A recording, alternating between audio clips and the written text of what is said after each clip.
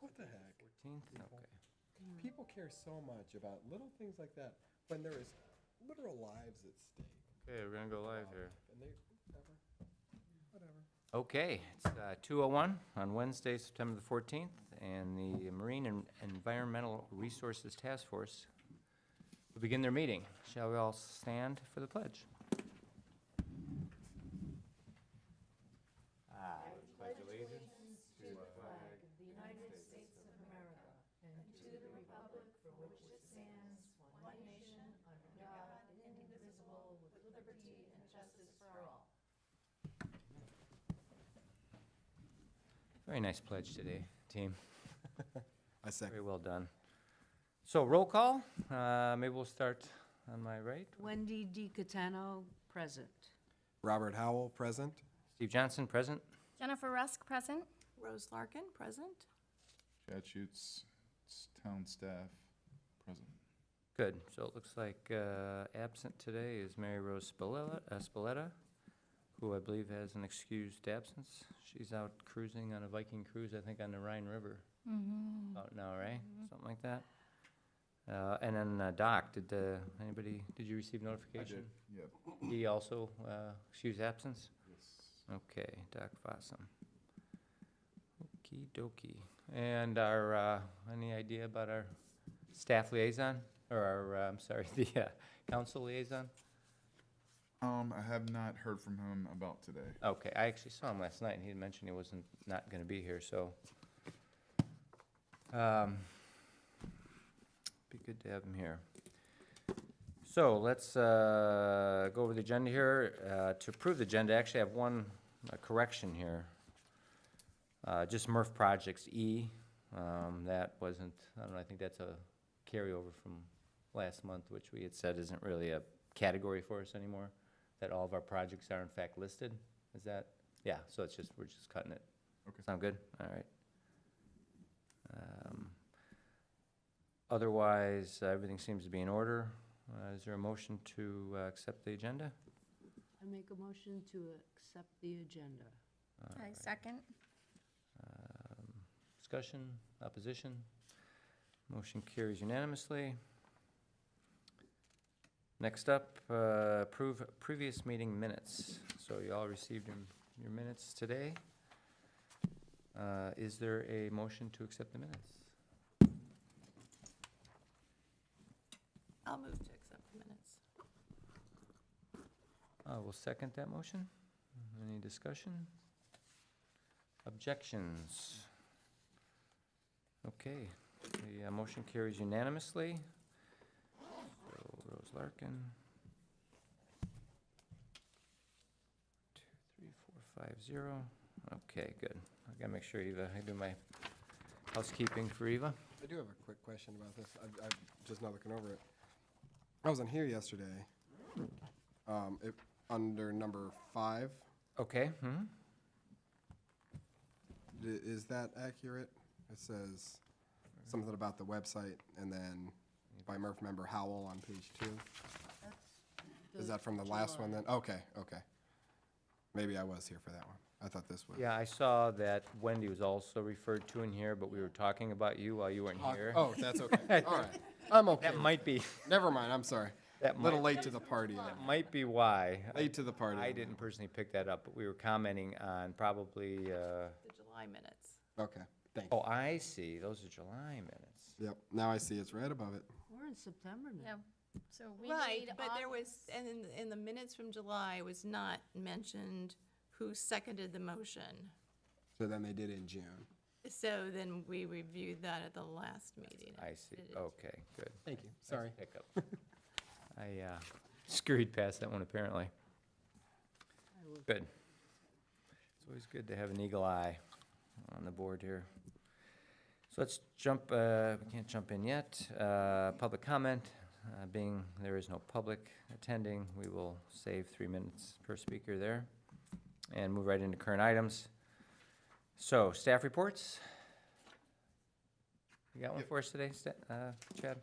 Yeah, just a few items. On beach management, there's been a large swath of sea oats that are dead on the southern end of the CWA, kind of before you get over to the Carlos Beach side of things.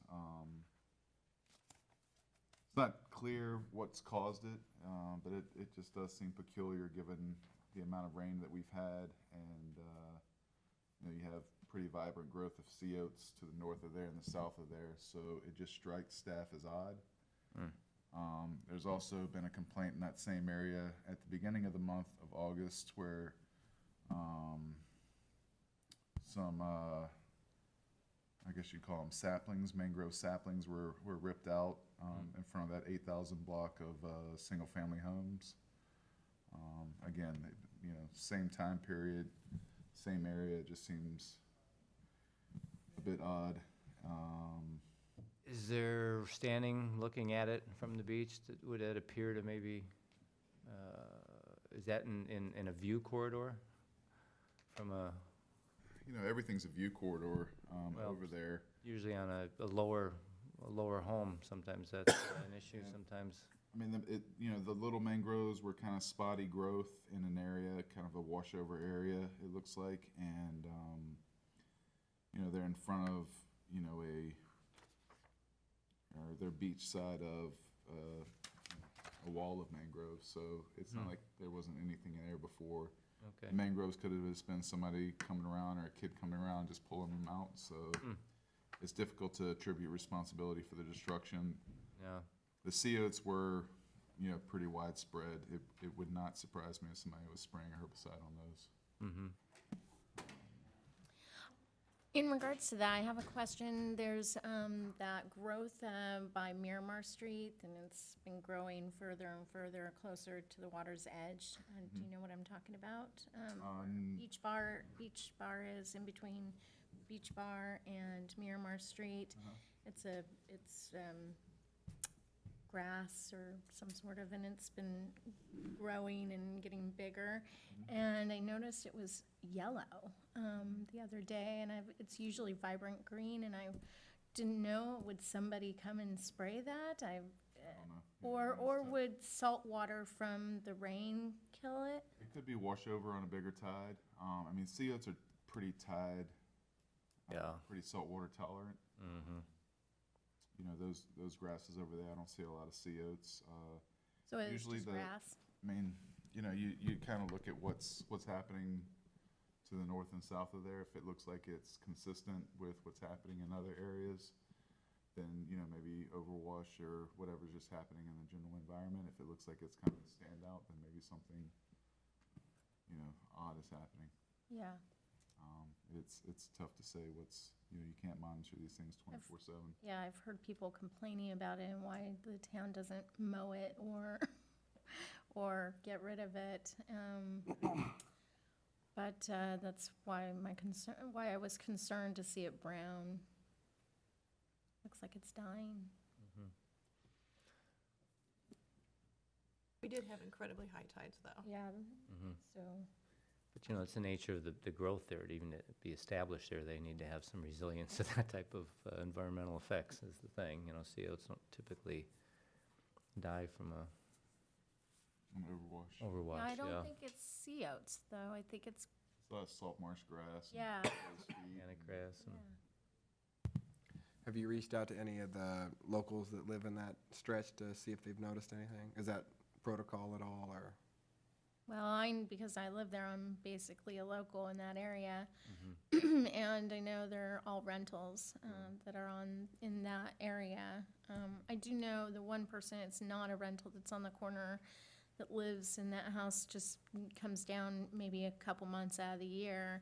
And she likes it because it stops people from, you know, kind of setting up right in front of her house. So she likes it. It's, you know, creating a sand dune, a natural sand dune. So the one person that doesn't rent, likes it. But then I went to a dinner at one of the rentals, and they were all complaining about it. So, you know. Okay.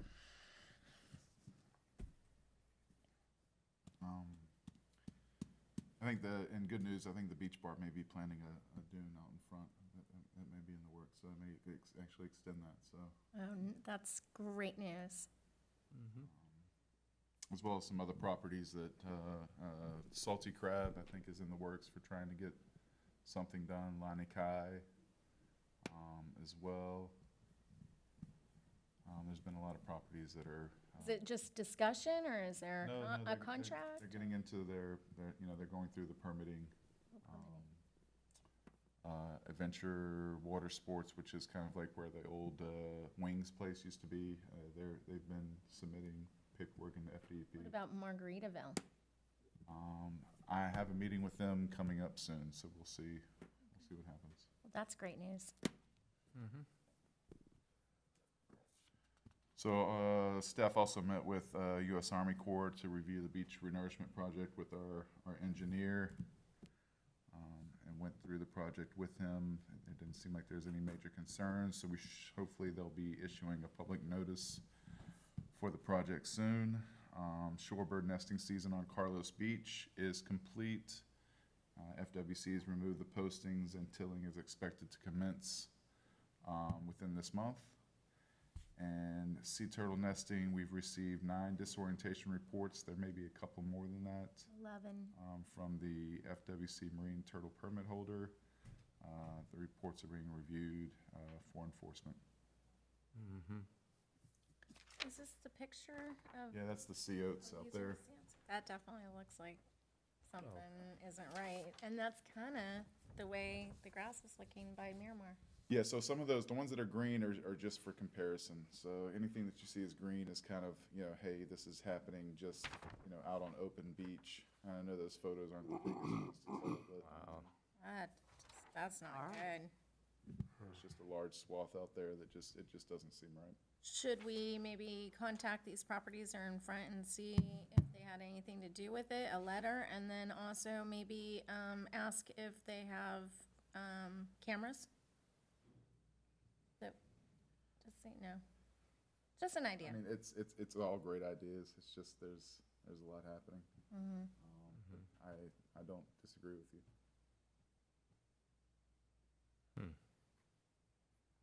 Quite a bit, actually. Yeah, In, we've got, in your opinion, is it, I mean, I just want to be clear, you don't think it's something natural happening, you think it's being done purposefully? I mean, again, you have green growth within proximity just outside of that area, and then one area where it looks like it's. You can see this picture right here where there's a bush that's perfectly green, and then all around it is brown. So I'm just saying, I mean, there can be new types of blight and stuff like that that can hit it. In your opinion, Yeah. I was just trying I to. hate Yeah, to. it seems a little nefarious. Okay. and it happened pretty quick With overnight. with herbicide. Well, it would happen very quickly with herbicide. Right.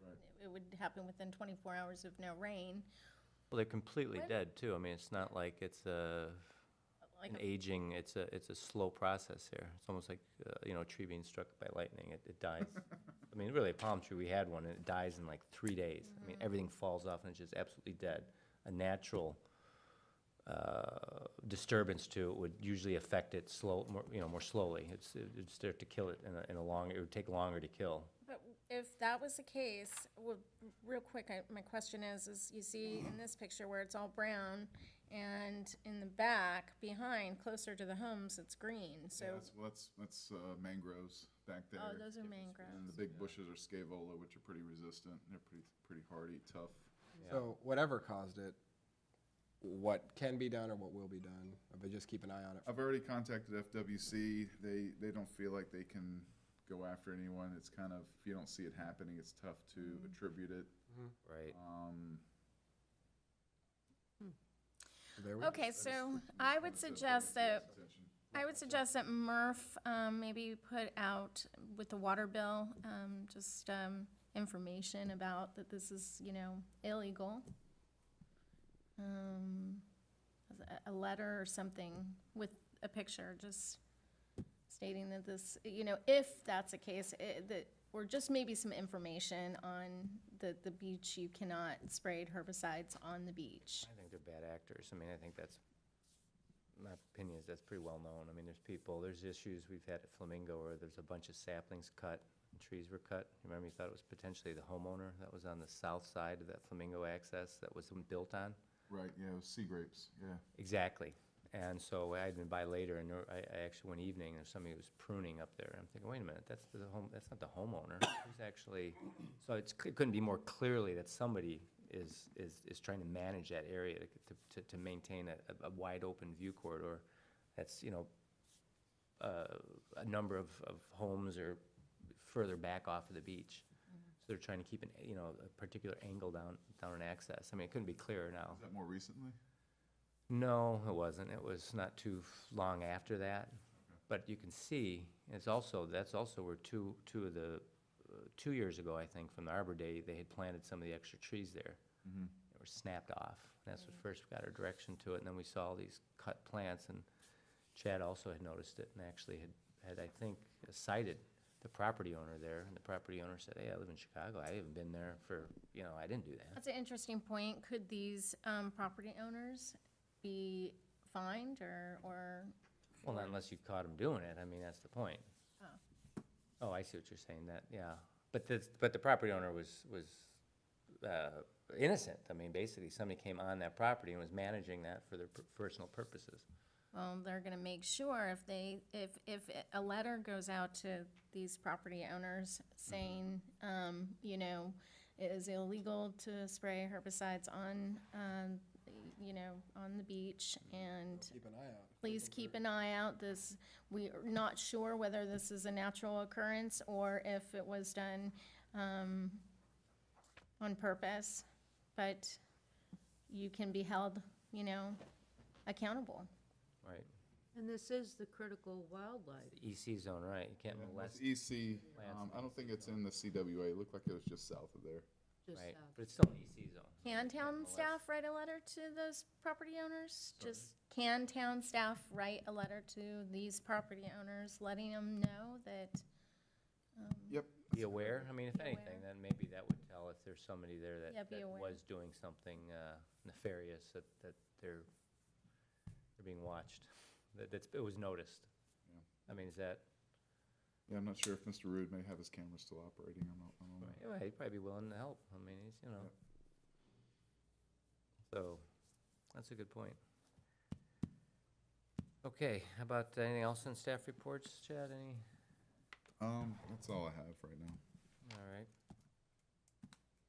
Shall we move on? All right, good. So let's jump into Murph budget. For those of you that weren't here last month, we did have a motion for 22.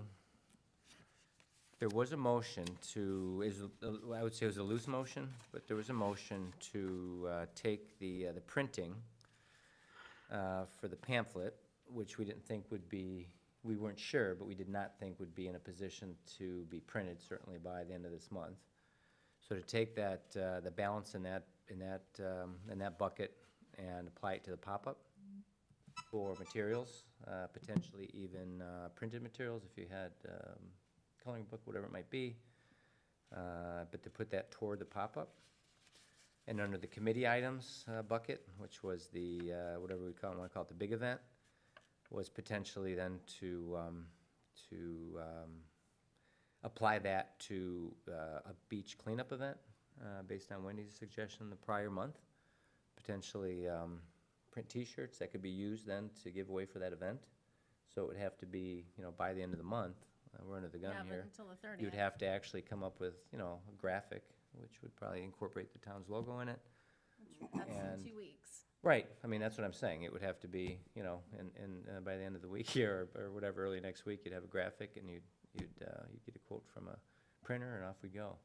Maybe Pete's or whatever, I know that would turn things around quickly, but that's, Pete's. Krusty Pete's, is that what it's called, where we had the bags printed? I know he does a lot for the town, but maybe the PIO or certainly Ellison has a go-to for us that would potentially do that. But again, since we can't work on it collectively, in order for that to happen, somebody would have to say, I would go ahead and see if I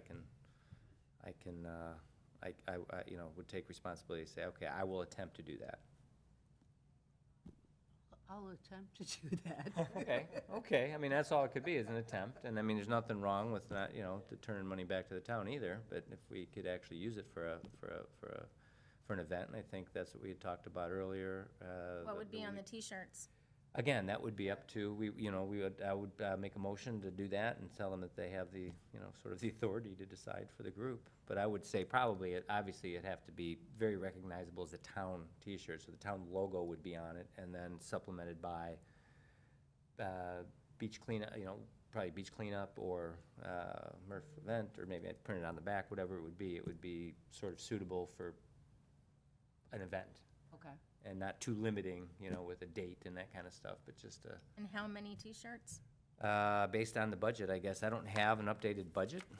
I still have the old one that was passed out at that meeting a couple months ago that I was not at, but I did secure a copy of it. Where the heck did I put that? Oh, here it is. So printing, committing items was still about $3,000 at the time. Printing was still at $2,800. And the pop-up was at $343, but we knew at that time, when I watched the movie, the meeting remotely, that this was not absolutely accurate.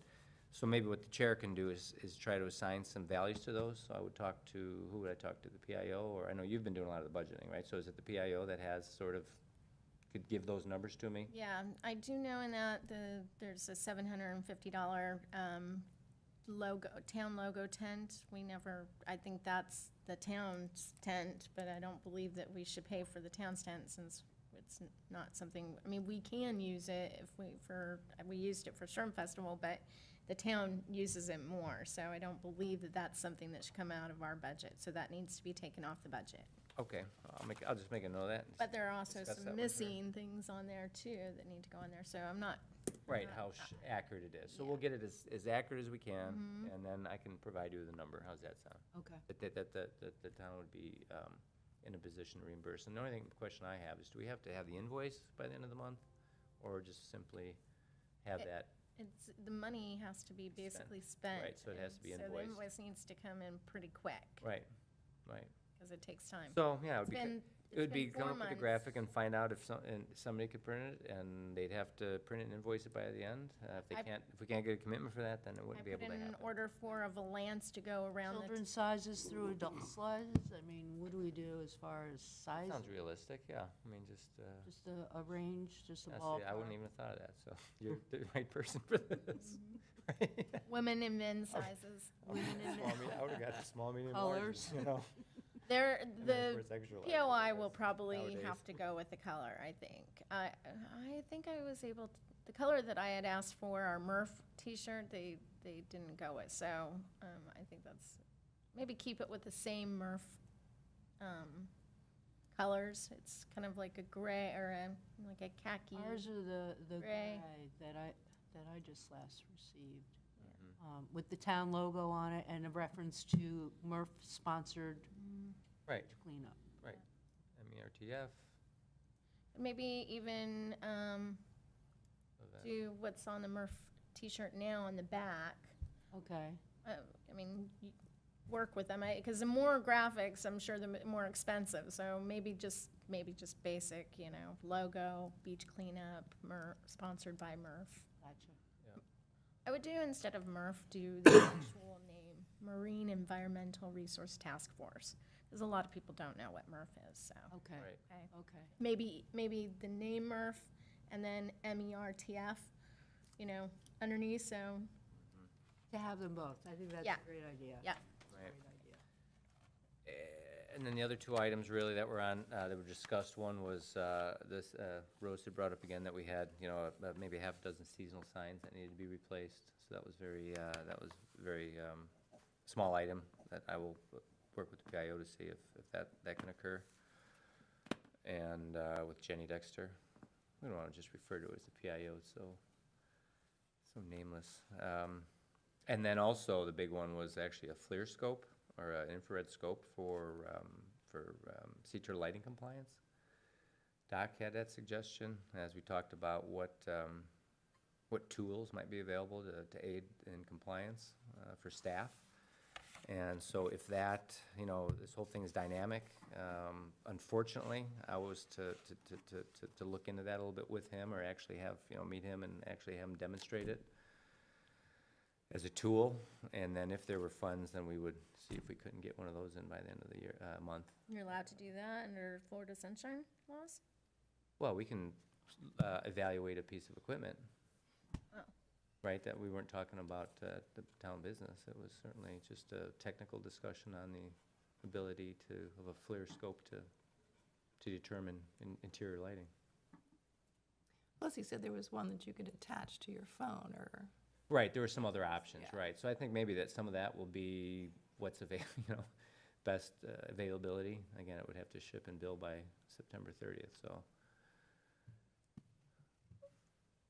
So maybe I would take the responsibility to come up with that if, again, that's just an option at the end, if there's funds available, and it's all dynamic, depending on what's going on. And then, of course, Chad would potentially be the person to say, okay, Wendy said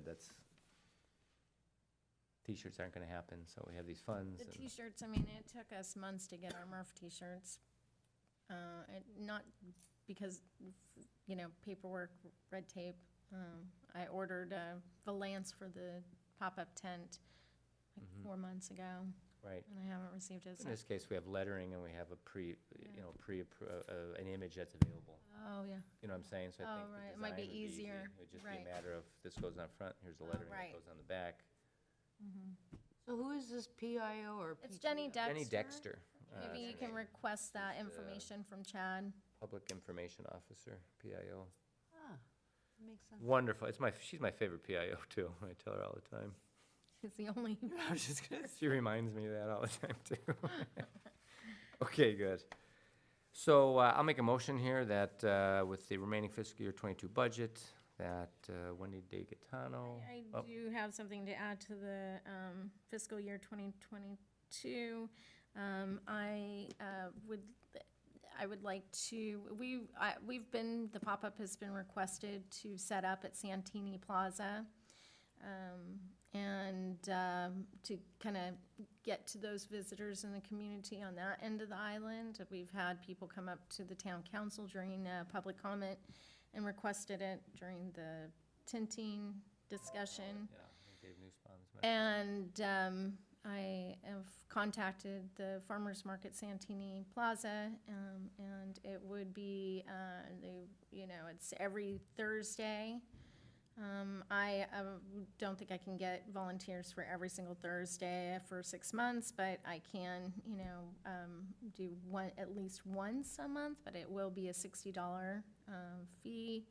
So I will need approval through the committee that would be, say, 6 months, 60 times 6, 360. A total of 360 to be approved under Murph pop-up to go to the town, to the Farmers Market Santini Plaza. That's 23 budget.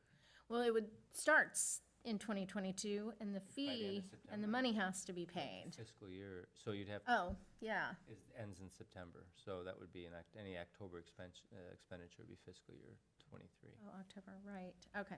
Okay, but that's okay. Let's We're go gonna- ahead and, Yeah, I mean, Yeah. that needed to be Okay. said anyway, so I'm not. but I'm gonna need to fill out, pay, I believe, before the end of this month, so that money would actually come out of, Maybe a way to do it. So it actually, so the And $60 use- is a payment for to be at the paid farmer's to- market. paid, For the company who does, oh, so you're, the farmer's market didn't ask so us you're to be actually, there. we're The buying a commit- booth at the Community, at the farmer's market, At the market. And it's $60 a week. yes. $60 per plate. And that's what we're being, And I- it's the fee to be a vendor. Right, and Is it's there- a company ran, so it's not something that they will, I used to know Al, who owns Santini needed- Plaza, who said, oh, you don't have to set up there, you can set up in the breezeway, but there won't be anyone walking through the breezeway. I really feel like we'll get a lot more face-to-face in the market. Interesting. I mean, is there a reason we couldn't set up in the parking lot? Or would need a town permit? Yeah, well, we need a permit, but But also we're dealing with the town now, so is and that a then time also we can go to taking up council? parking spots too, so more, and they really need parking spots there. If we're in the market, then we've got the flow of people walking by. And I believe they've waived the application fee. When I asked for the total amount, or how much it would be, she didn't say about the application fee, so I don't know for sure, but I'm assuming she's waived since we're not for profit. Right, right, and that, I think the pricing is at a profit to her. That's the problem I'm personally having, I guess, with it. Does the sheriff's department pay that when they set up at the Beach Baptist Church during their farmer's market? I don't know. Does the fire department have a booth, I The know. sheriff's department does. or do they? They have a little display table and they give away information. Okay, well, we don't have to answer all that right now. I mean, you can come back for more information, Well, but I would say, she needs to know. I mean, before the next meeting. So I would need an approval for that $360 to go towards Murph pop-up, or to come out of the Murph pop-up for setup for Thursday, the first Thursday of every month for 6 months. My opinion is if we're not a vendor and we're representing the city, I'm wondering if there's something we can work out with them where we're just another town. I've asked. I figured you have. Yeah, I've talked to her, but, they have to, if we're not there, then she would get somebody that is gonna pay, and is gonna pay for the whole season, 4 weeks out of the month, every month. And I'm just asking for once a month to kinda, have you had that discussion since she got a benefit on the rate, her rate hike? She might be more open with town advisory boards. I'm just keeping it out here. that's a sticky thing. I don't wanna, based on, I'm not suggesting that that's. Yeah, just I don't like asking. If she was gonna waive the whole thing, yes, that would've been nice, Okay. and I asked her to waive it, but I'm not gonna So, ask her for a discount. What I'll say is that the fiscal year budget for '23, we went to town council, so this is, again, a little bit premature in respects to the activity, not to the payment, like you said, needs to be in September. What I might suggest, though, is if you wanted to take $60 out of, the fiscal year '22 budget for the first event, that maybe that would be an option, and that we would then make the decision out of the fiscal year '23 budget See how it goes. upon further So it starts in development. November. The Right. first month would be November. So she's collecting those due in September, or you're just saying that that's a way to pay in advance? You really, have is to what you're pay saying. once a month, but That would be in October, it would but probably be. because we're the town, I think it would be best if we could just pay all, and since it's only gonna be once a month off in full, for the vendors have to pay on the 15th of every month. And, but I would suggest that we ask the town just to pay it in full. Because she's allowing us because most vendors, they have to do all 4. They have to be there every week. They, when they fill it out, they're saying, so she's giving us the opportunity to do it less, and maybe you do it, another shared area with someone else that, Does this farmer's market, sit right do with me. they just take that area from that one entrance from Estero Boulevard and then around to Truly Scrumptious? Is that the only area, that first row of parking, that's designated for? Because on the other side, on the front Estero side, Unlimited, Design Unlimited or whatever, their interior designs, they park their trucks there. What's to say that just on the other side of that driveway coming in, I mean, if that's not their jurisdiction, why can't we use a Well, like corner I of that, said, which is right at the start, yeah. where people are crossing the street to get into? I don't think, I had spoken to Al, this was a couple years ago when we were first starting to do the pop-ups, and I talked to Al, and he was saying, no, you can't be anywhere, in the shopping center unless you're in the market or in the breezeway. You'd have to be out of the way. So, Seems pretty out of the Well, way to me. I think one big question we haven't even asked yet, is this another pop-up time that you want to even take on? Is it- yes, is that's it- why, is it yes, that worth- it's I've worth it? had a lot of people, a lot of the community and visitors say they wish that we were down there because, and I've heard in town council meetings, people say, hey, you've got the Murph pop-up on the the north end of the island, but not on the south end. Maybe you could come and help educate and be a resource of information on lighting and closing curtains and things like that for their visitors, for their condos. So I do believe it will do some good to be down there. And, And it's a popular farmer's market. it's a popular, and we would get a lot of people and a lot of FaceTime and a lot of, information out there. So I do think it would be benefit Murph to have a pop-up at Santini Market. I get what Steve you're saying, but I also see like, let's try it and see how it goes. Yeah, I think, I mean, there's new ownership there. But It's not I- Al anymore. There's right. a new owner with a new management company. I think that, that we could do better with them. I mean, negotiating, maybe. I know, you may not want to, maybe I will for you. I don't know, I mean, if you don't want to do it personally, I can always potentially do it for the group. Or at least investigate how we can save a few bucks, because, $360. well, ultimately, here's the question. For fiscal year 2020, I haven't made a motion for fiscal year 22, but for fiscal year 23, we have now two buckets. We have pop-up and we have the pamphlet. And I'll get into that, but so this would just come out of whatever that pop-up, directly out of the pop-up budget for the year, which is right now scheduled to be $6,000 if all things go well. The council, I mean, I can get into that in a minute, but that's where it stands. So yeah, no, I remember the request. It was from actually Dave Nussbaum, who actually made the request and said that we set up I mean, I remember that particular one. It may have been Yeah. others, but I know for a fact it was Dave, and he said, well, Island Winds, he goes across the street and he tends the market, but they don't come to the north end, Times Square, whatever, to the north market. They stay to the south, so you guys should come further down the island and not do all your activities up north. So I do remember that, and I think it makes sense. I just think logistically, or at least administratively, I'm just trying to save a buck, really, and try to use the leverage of the town to benefit us and stretch our money, that's all. And once we pay him, you lose all your leverage. So I would say if there's nothing that would prevent you from saying, okay, we're gonna pay $60 out of this year's budget, and then the other $300 out of the your next year budget for the pop-up. Then if we're unsuccessful negotiating, then you can decide to say, yeah, let's do it. That's sort of where I leave. Chad? Yeah, it's probably something you can't do as kind of functioning as a government, but if you were a 501c3, you could make T-shirts or knickknacks and sell and kind of subsidize the cost. Right. That's Just why I don't, Food for thought. That's yes, the point. I mean, if we were selling things there, then obviously it would come out of your profits, the cost of the rental Yeah. of the. yeah, the way I understand it, though, is also asking for money off because we're the town. To me, it just seems kind of gray.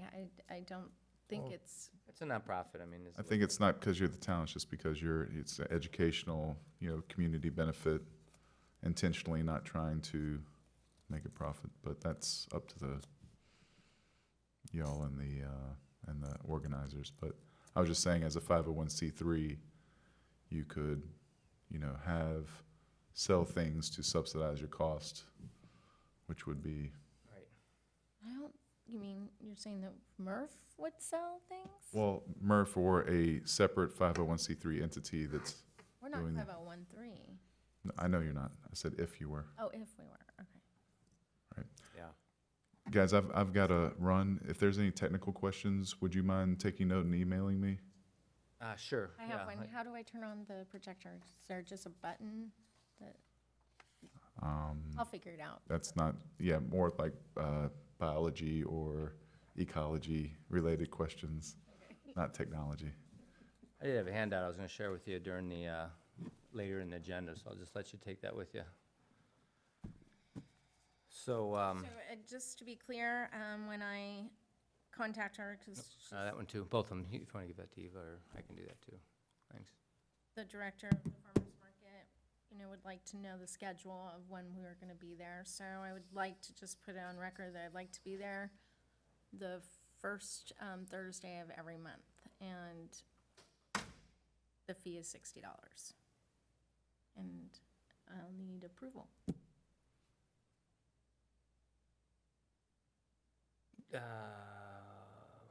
that a motion? I mean, if we're gonna vote on it? I'll make a motion for, I motion that we, And if we do Allocate. that, then we have to pay the $360. I motion that we allocate the 360 to do the Thursday pop-ups. Okay, out of the fiscal year 22 budget? Yes, out of the fiscal year 22 budget. I'll second that. Second, all right, discussion? I mean, where I stand on it again is, I think we can, Maybe if we prove ourselves and we show that the community really likes us, maybe she might give us, in the next season, a deal, back, okay. okay? I mean, I definitely see what you're saying. It's like. Yeah, we're yeah, not- I we're not just- profiting. We're doing it for I them. tried. It's just, We're it's, another Trust me. attraction. Trust me, I'm a wheeler and Yeah. dealer, I tried. it's that, I mean, basically, we're here to serve the community. We're here to obviously serve the council, but as a result of that, to serve their constituents, which is the town. And if that's our best community event, to And we- reach the most people, then that's the cost of reaching the community, so. And we're giving out free stuff, and we're, Oh, no, it's We're like an attraction it's for an our enormous, kids. exactly, it's an enormous value, with the pop-up tent, as I told the council, but, well, hopefully we'll be such a big hit with Jen that so- they'll say, you're free next year. okay, any objection? Okay, motion carries, unanimously, so that's that. So that has to come out of this budget, so we still need a motion for the fiscal year 22 budget, so I'm gonna go ahead and make that, so at least we have a direction to move in, and that motion is, for the remainder of the fiscal year 22 budget, the remaining dollars in the printing bucket will be applied to the pop-up booth, so,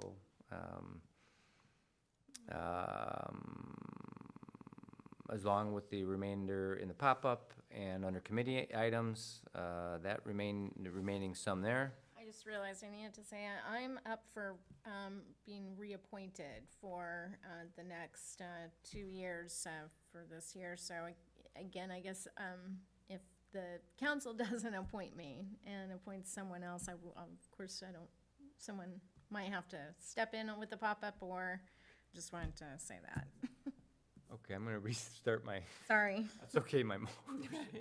I'm also up for Oh, you are? renewal too, and Three of us are.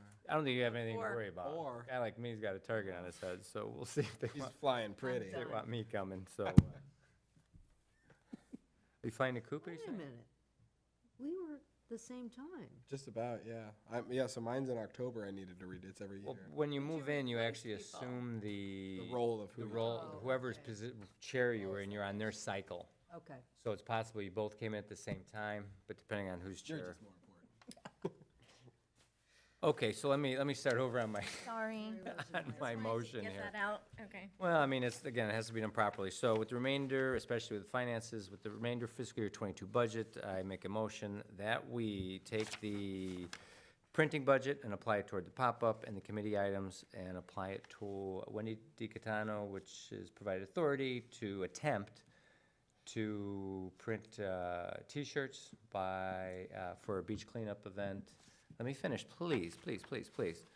And also, I'm going to include with this motion that the chair be allowed to continue to research the flare as an option if something else falls down and we're able to get that piece of equipment for staff, fund that for staff,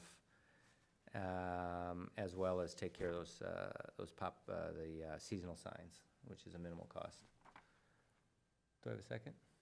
I second. Okay. From what I understood, I second. Okay, well, you second for discussion, okay. It's everything I said earlier, but I tried to really narrow it down. It's a mad dash. So with this Florida sunshine, it just is so screwy, but everything's got to be approved, right, through the committee, and it's got to be approved during meetings. Unless they approve to let. Unless we make a motion to Okay, so- give the authority Right, for the T-shirts, right. to T-shirts. So are you going to give me the authority for printing? Because Yes, for the For- pop-up. for pop-up printing stuff. For okay. you, Coloring books and things like the that. remainder, right now, that remainder is $2,800, again, if this is accurate. Mm-hmm. But if you work with the PIO, as you will work with the PIO, and I will to get my little sign, then we have somebody that's making sure the amount of beans that are coming out of, the cookies that are coming out of the cookie jar are Yeah. discriminated. So- Because I think in general, I think there'll probably be leftover funds. I mean, we're gonna try everything we can, but protein is if gonna be not, then that just gets pushed back to the general fund for the town, and it sounds like they need it, so. Does that sound good? Does a design for the T-shirt need to be approved by this committee? Or We're is giving you that the authority. public- We're giving you authority, and And- that's why we sort of and said. Jenny. And Jenny, actually, the town does need to approve it, but I think that's why the approved FMB logo, and then again, maybe just lettering, is a great place to start, unless you two, your dynamic duo, can come up with something that would be. And let Jenny Good. know that this needs to come out of this fiscal year, so it needs to be done before the 30th. Right, I mean, it's a major So she sprint. doesn't know that, it, you know, So it's not the end of this week, it's the end of the month? right, the End of 30th the is the month. last day. Literally, right, so it's 2 weeks, it would be a matter of getting a hold of her tomorrow, and first of all, saying, can we do it, and she might say no, so then, you know, that's how it goes, so, and that's fair, so we'll abide by her recommendations and her expertise. Sound realistic, gang? Yes. Okay, good, so fiscal year can I close the agenda item on fiscal year 22? Fiscal year 23, last meeting, we made a motion, we were informed that the set-aside for Murph was gonna be 5,000 this year, so a reduction from 10 to 5 for the upcoming fiscal year. We said that would be an issue because we have two major projects going, one that's on its way already, the pamphlet, and then also obviously pop-up, and that can't be, you know, that really has to be funded, the value, so we decided that the number is 10,000, and that 6,000 should go toward the pop-up and 4,000 for the pamphlet. And so we made a motion to go talk to the town and ask them to please to include that. And I went and I asked for that, and they were all, and I went and pointed at each one, and they all said, oh, yeah. I mean, they find huge value in the pop-up. They all voiced their opinion that it is a tremendous value to the town, that, you know, the effort that's put in by Murph and that you put in personally, as well as Rose and those that are regulars. And they recognize it, and they said that they gave the town manager direction to do, and he also, I think, was on board, so. Thank you, Chair, I appreciate that. Yeah, so, again, the budget's not final, and they haven't given us that, but we made our pitch, and I think that they'll stand by that, and it's such a you know, it's a tiny little minuscule amount of the budget, so when you can tag it to worthwhile initiatives and just have that money tagged for something, then that's the important thing, not to say, please, we need more money to do whatever we want to do with it. That's a little bit harder to justify, so that's where that's at. Is there anything else, you know, any other comments on that?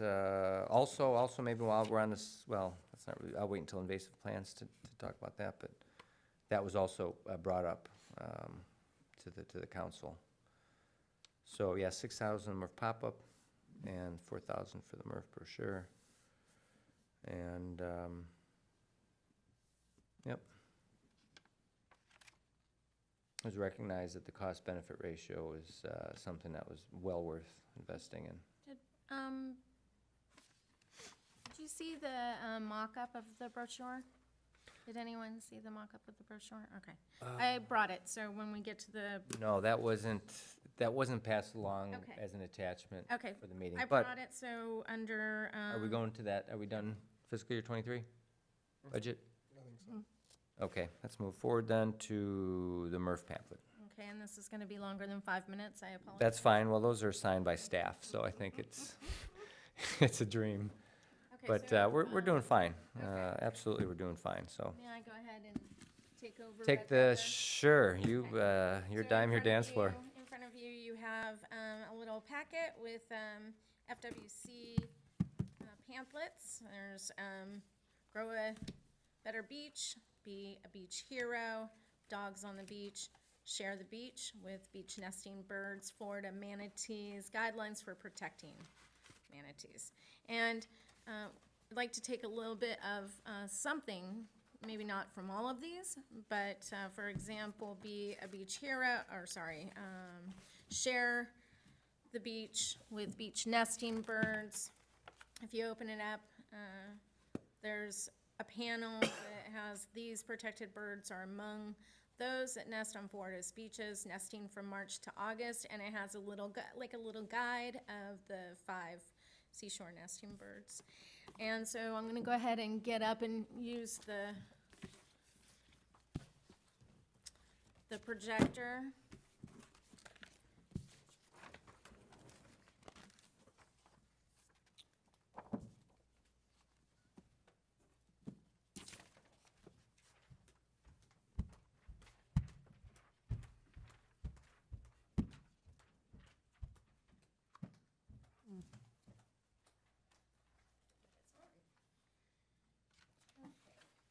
Okay.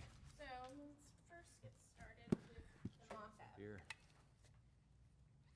I don't know, were all of you here when we had when I gave the presentation of what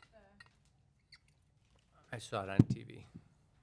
so Chad printed this out, it's kind of hard to see, but, so this is gonna be the front, and we really need to make some decisions and get going on this. So if you might wanna make some notes. Oh, yeah, grab a microphone if you can. Sorry, Eva.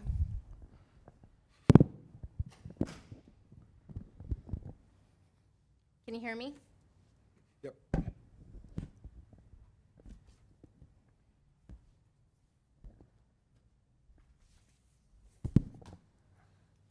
Okay, so this is going to be the front of the brochure. Of course, it's not going to have this white here, but this will be the front. I'm not quite sure if I like the font.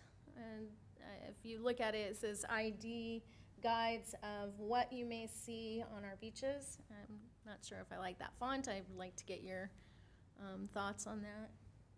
No, it's hard to read. It's hard to read. Easier to see. Some of it's the color, some of it's the font. I can't see anything anyway. So we went with these colors because they match all of our beach access signs. But is, And also it'll be in high resolution. I mean, it's gonna be glossy and it'll be a lot nicer, but if you can see it. Can you read that? No. No? Yeah, he printed it really small, so, but I'll pass it around. But on there, it's ID guides, so it has the logo, ID guides of what you may see on our beaches, and underneath, bullet points, shells, nesting shorebirds, native dune plants, beach rack line, scavenger hunt, tips on how you can help keep our beaches beautiful and wildlife protected. Map, guide to our local parks and natural resources. So that's what we have decided on the front. And this was already discussed of what the front would say a couple meetings ago, I believe in July's meeting. Let's see. The back will be Marine and Environmental Resource Task Force, promoting the stewardship of our island's marine and environmental resource, including wildlife, plant life, and air, water, and quality. I believe we also need to put beach and bay on there.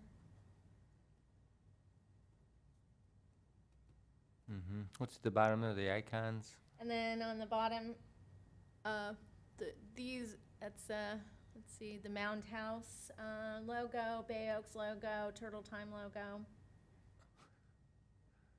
Presented by Fort Myers Beach, Murph, and the town council.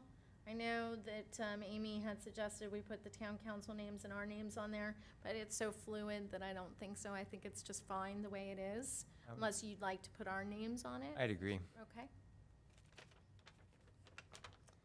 Maybe my name. I have it right. Big gold on the front. No, you Okay. get a bronze plaque. Bigger proud. So this is not a good folder. Let's see, okay, so that's the front. That's the back. Okay. You open the steeple. No, I'm just Open, You open open the it up. door, and here are On the this- people. And here are all the people. Okay, so you open it up, and it says ID shell guide. There. You open it up this way, and it will be, let's turn it around, but yeah, be another ID shell guide, although I think we just need one panel to be an ID shell guide, so we'll need some input, I'll need some input on what we want to put here. But then, or actually, let's see, if you open it up, I think this says ID shell guide, but this, so you open it up, this says ID shell guide, I think this should be something else. And you open it up, and on the back, you have ID shell guide, nesting shorebird guide, which would be, so the seashell guide would look like that. And this is, you know, I'm hoping from the Sanibel Seashell Museum, I'm in talks with them, and they're very excited about it, and they have to take it to their board and get approval, but I think that they're willing to help us out.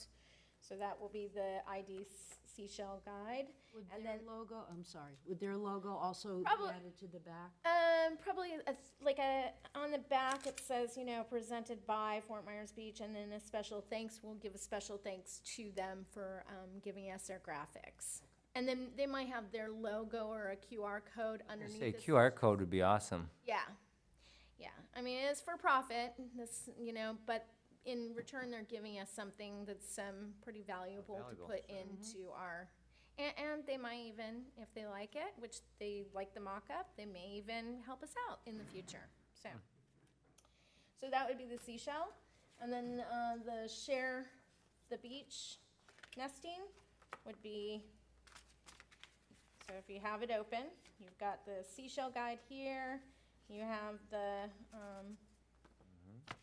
shorebird guide here. And then, what was the, oh, and then dune plants. Or native plants. Then you open it up. And on the top part would be the panels 7 through 9. And the bottom is 10 through 12. 10 through 12, can you see that? 10, 11, 12. The back, so you open it up, it says, "Thank you for helping protect our wildlife. Sea turtle season is May 1st. It doesn't reach. Oh, put it over here, see if it'll reach.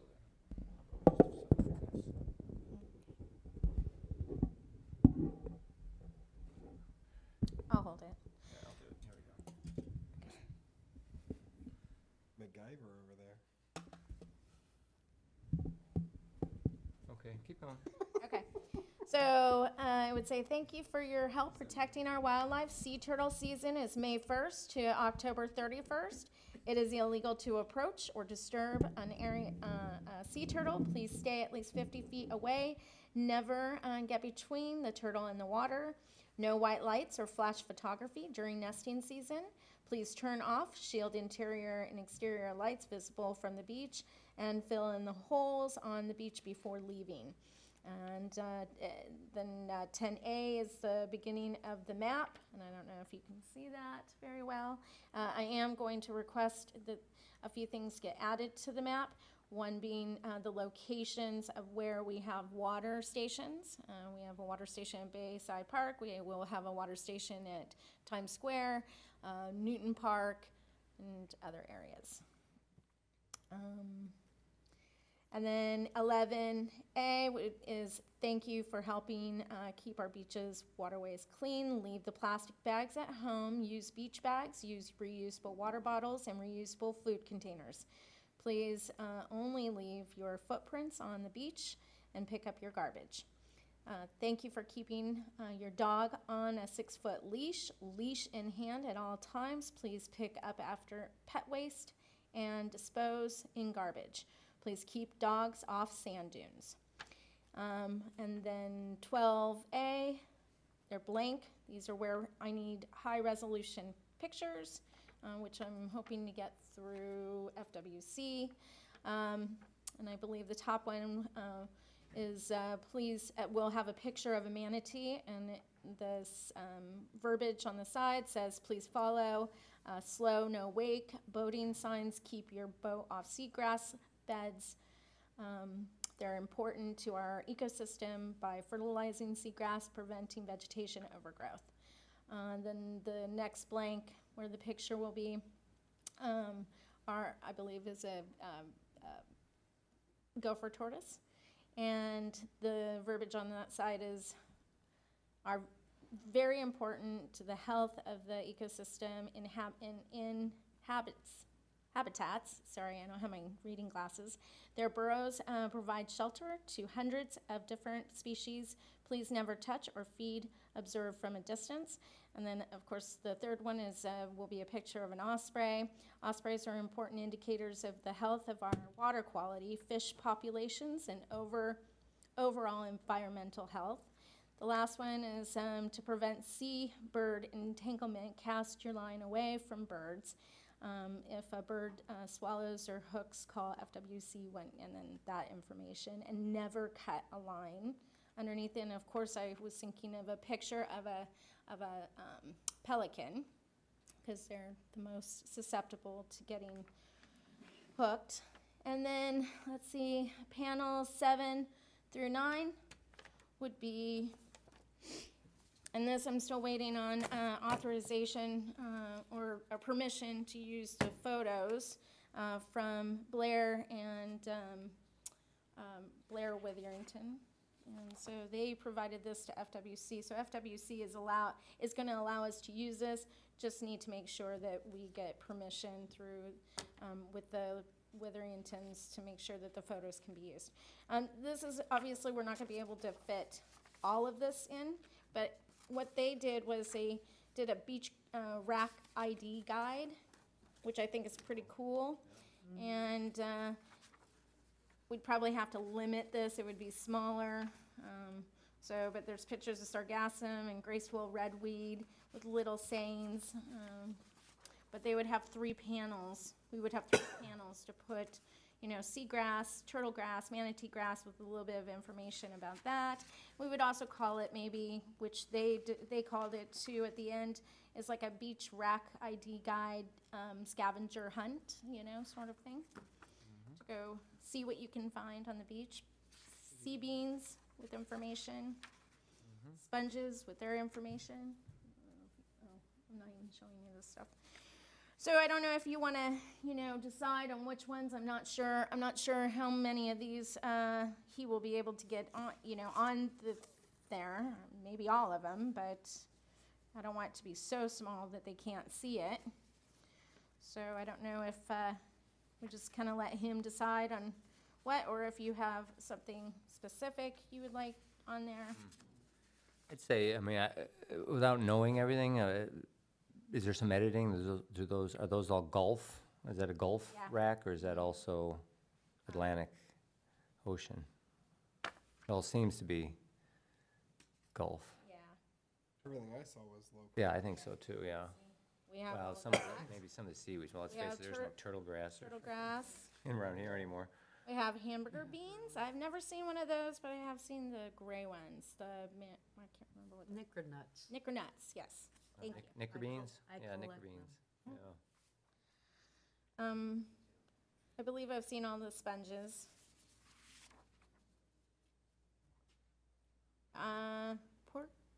There was one found, the man-o-war, one found in Naples, but not too often.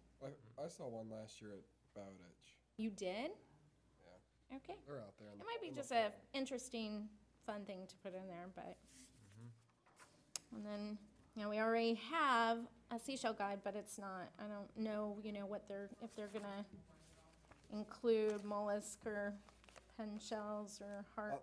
On that extra page, instead of the other shell ID guide, some of the things here, like sand dollars or turtles, like do something about live shelling or about sea turtles with lights, about how can you help?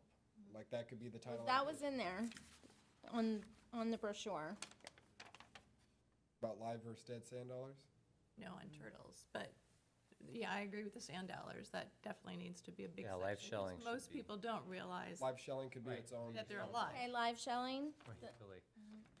So when you first open the pamphlet, but do you like the idea of having on 7 and 9 panels, so the top part, some sort of beach rack line Yeah. from? Yeah, I think that's really Yeah. cool, yeah. It's very cool, and they don't give these out. You can print them and give them out, but, you know, who wants to take this much to a beach? That's why I think having a little condensed version of it is kind of cool and interesting, and so. Jen, you just lay that out sort of over that half sheet, those 3 panels. It would just sort of, you'd use all 3. They wouldn't sort of be 1, 2, 3 panels. It'd just be one nice Yeah, but. homogeneous Fold it so it would presentation. have to have them. However they place them, they'll make it fit in that area. Pictures and then the little information along the side, and then that would be the bottom, the thank you for help protecting our wildlife, sea turtle season. This part is what talks about turtle lighting.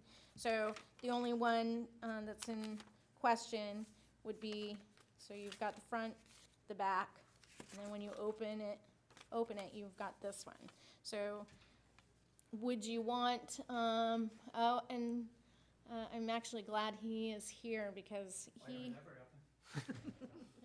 because Councilman Beach had mentioned that he would like not just the parks and the water stations and things like that, but something in regards to safety. Personally, with all due respect, Councilman Beach, I think safety can. If the town has its own pamphlet, that is something that I think would be great in a town pamphlet. But safety for Murph pop-up or Murph pamphlet, I'm not sure. But I'll ask and get the thoughts on my committee. I think So when you talked about safety, a portion in the pamphlet about safety, what was it that you meant? Well, the idea is to make this a broader, if we're gonna spend money on a grand brochure, to make it have a broader reach, so that safety and some of the things like Mound House and those kind of things are mentioned, Oh, yeah. not just about the environment, Yes. but just serve other purposes for other committees and other parts of the organization. Okay, I understand our parks and our natural resources and, listing that, but safety, I wasn't quite sure. Could it be as easy as having a little blurb, if you don't know what it is, don't touch it, type of safety things? Yeah, that's what And the safety I put was basically, because you look at the public safety brochure and it's got really 5 or 6 bullet points. You don't need to explain to people what a crosswalk is or what a light on a bicycle is. Right. Just the idea of telling people to be careful. And, there's certainly an environmental part of that too, when you see people out chasing dolphins in the surf. Yeah, or throwing the sand dollars as frisbees. It's not really safety for us, but safety for the poor Don't sand dollars. Don't point your BB gun at your eye. Those types of little life Your eye out, kids. lessons. Just to let you know, As We much, throw safety to the wind here at Murph. as much Rebels. as much as you think that this stuff is all common sense, There's spend a little time on the island and, there's no such thing as common sense anymore. just to recap real quick, this is a little miniature of what the No Isn't it recap. cute? So far, we've decided we want to change the font. Can you see? Oh, it's probably easier for you to see. Change the font. I don't like that. You can't really read it. Now, can I see this? Yeah. So it's a, I see, okay. Are you gonna make us go over So this? it's like a Bill, little because you came in late. Let's make it quick. We gotta stand. Yeah, so real quick, I'll go over with you. So the front, that's a front. a water You station. open it up, this is the panel that's in question right now. You open it up this way, you have an ID shell guide from the museum. You have the nesting shorebirds, which is gonna be this from FWC. Okay? And then this will be pictures of native plants and sand dune plants. So it'll be like a little guide, okay? Then you open it up. I don't think it printed right, but anyhow, you open it up, and this panel I called, it's 10, 11, 12, 10A, 11A, 12A. This one is a thank you for, your help protecting our wildlife with information on sea turtles. Thank you for helping keep our beaches, waterways clean with information on, leave the plastic bags at home, to bring a beach bag, things like that. This panel will be pictures with information. The top one will be a manatee with some information about boater safety. The second one is going to be for gopher tortoises. The third is for osprey, so there'll be a picture of an osprey. And then the fourth is entanglement when fishing and information on entanglement. There'll be a picture of a pelican, because those are the birds that have the top part. Will be the Witherington's ID, rackline ID, which don't need permission, but I did ask, I made contact, just, out of respect. May need permission for the photographs, but not the actual guide. Have you seen it? The rackline guide is kind of out of order, but anyhow. So may not be able to put everything from the Witheringtons, FWC, it's actually FWC's rackline scavenger hunt. So we may not be able to put everything in there. It'll depend on the graphic designer, Kevin, to see what fits. If you have something specific you think out of that, he can take it out once I get the high resolution. So I'm asking, I'm in communications with FWC to get a collective files in high def resolution, so our graphic designer can actually pull and kind of manipulate and make it smaller or bigger or whatever he needs to do. Also, just to give you a recap, I'm in communications with the Shell Museum in Sanibel, and they're excited, and they wanted to know how many we thought we would print out at first, and I, threw out 1,000. I believe that's something we all discussed at first, 1,000, depending on our budget, and then go from there. But I'd like to think that they like the mock-up. So maybe they might kick in some money to help us in the future. So we'll see about that. And I think that is about it. So do I have any questions or concerns or changes? Oh, well.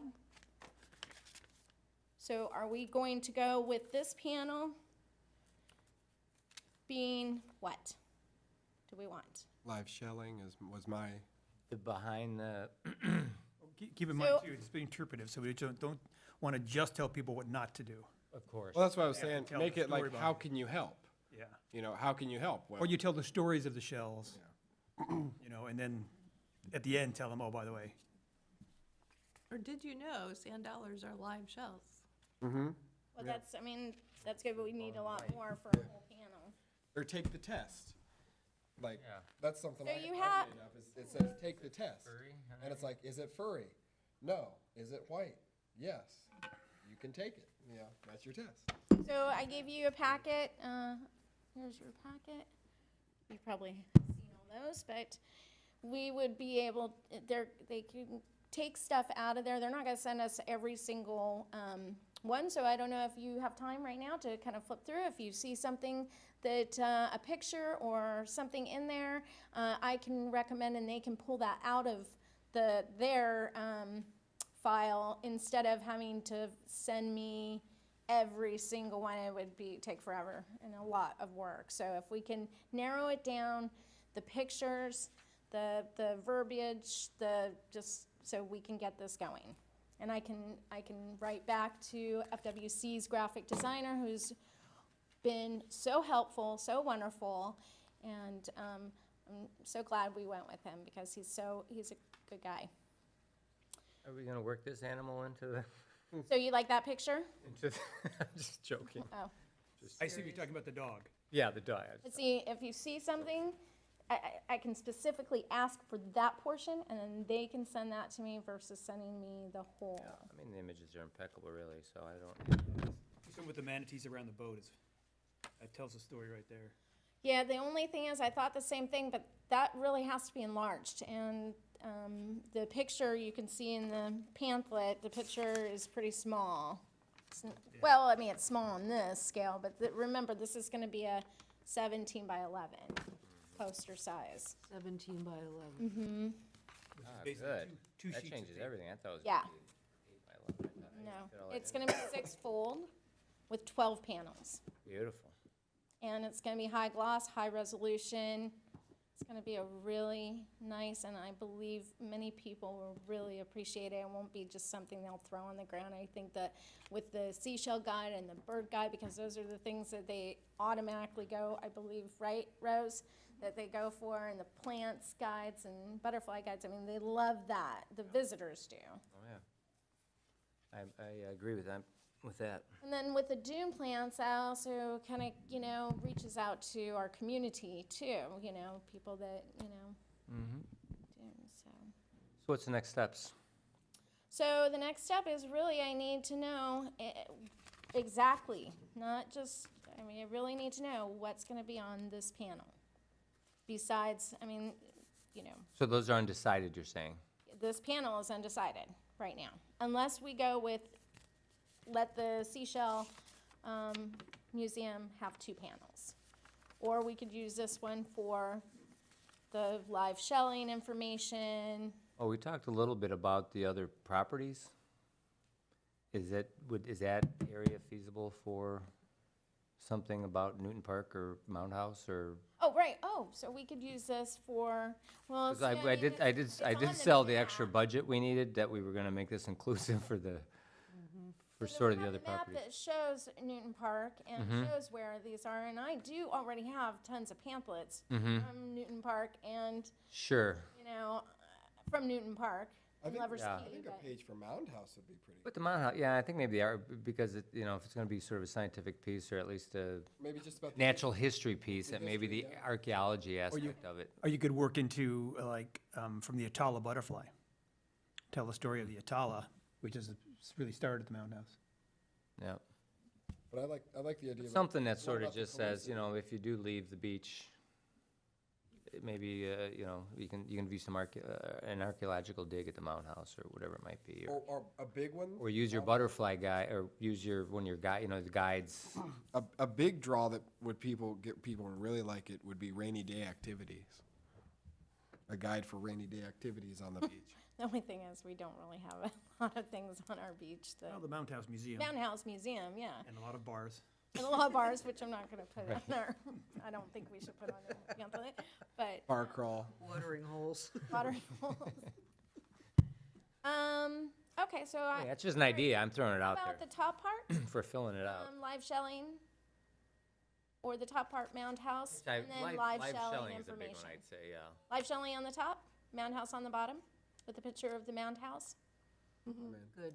I like it. I Yep. like that too. I think it gives it for direction. If it doesn't work, you come back and tell us it doesn't work. Yeah, well, we get 3, this is just a mock-up. Then Right, we'll get right. 3, once we give him the high The layout, resolution once he gives pictures. you a, Is there anything you see, the pictures that are from there that you would want specifically, or are you gonna give me the authority to choose the pictures? I like this of the manatee. I think the close-ups are great, but showing the whole animal. Yeah, a lot of people don't know what they are. And you get to see their head, and they're kind of hard to see, but I like this one because it's a full. Okay, so we'll use that picture if he can bring it down to high resolution. Yeah. I Anything? personally don't have an opinion. I think I would give you just the authority to choose the Okay. best photos, pictures. But we'll go down person by person and see if Yeah. they have a favorite or. Okay, what about the rack line? Is there anything specific if he has to narrow it down with the rack line?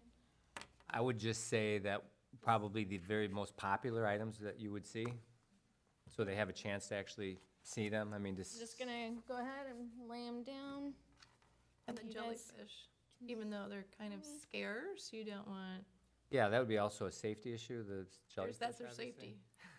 There you go. Fortunately, we have sea turtles that are managing the jellyfish population, so they don't overwhelm our beach.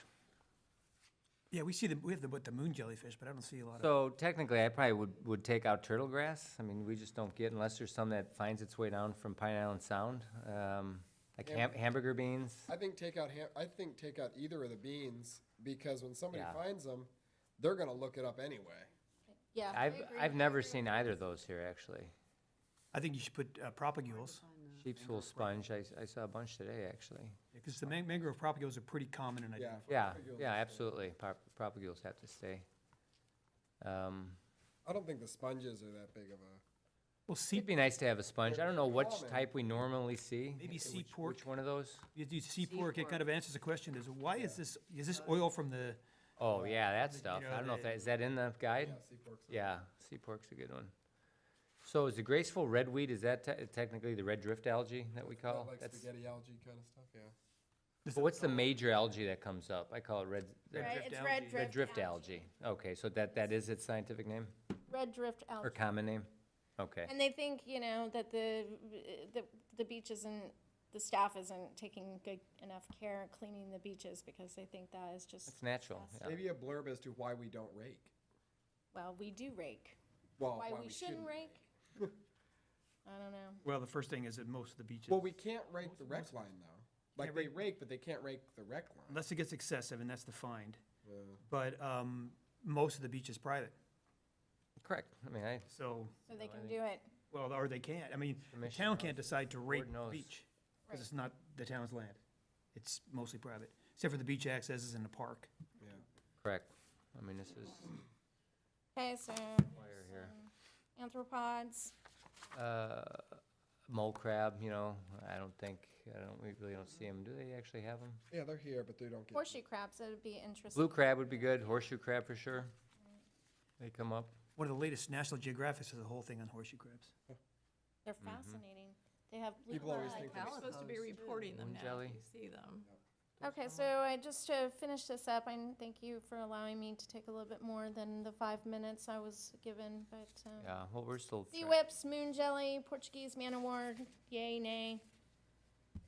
I don't think so. I wouldn't put the Portuguese man of war in there, but, Moon jellies are pretty common, though. moon jellies are, I think, and sea whips are basically sea fans, Or right? mollusk.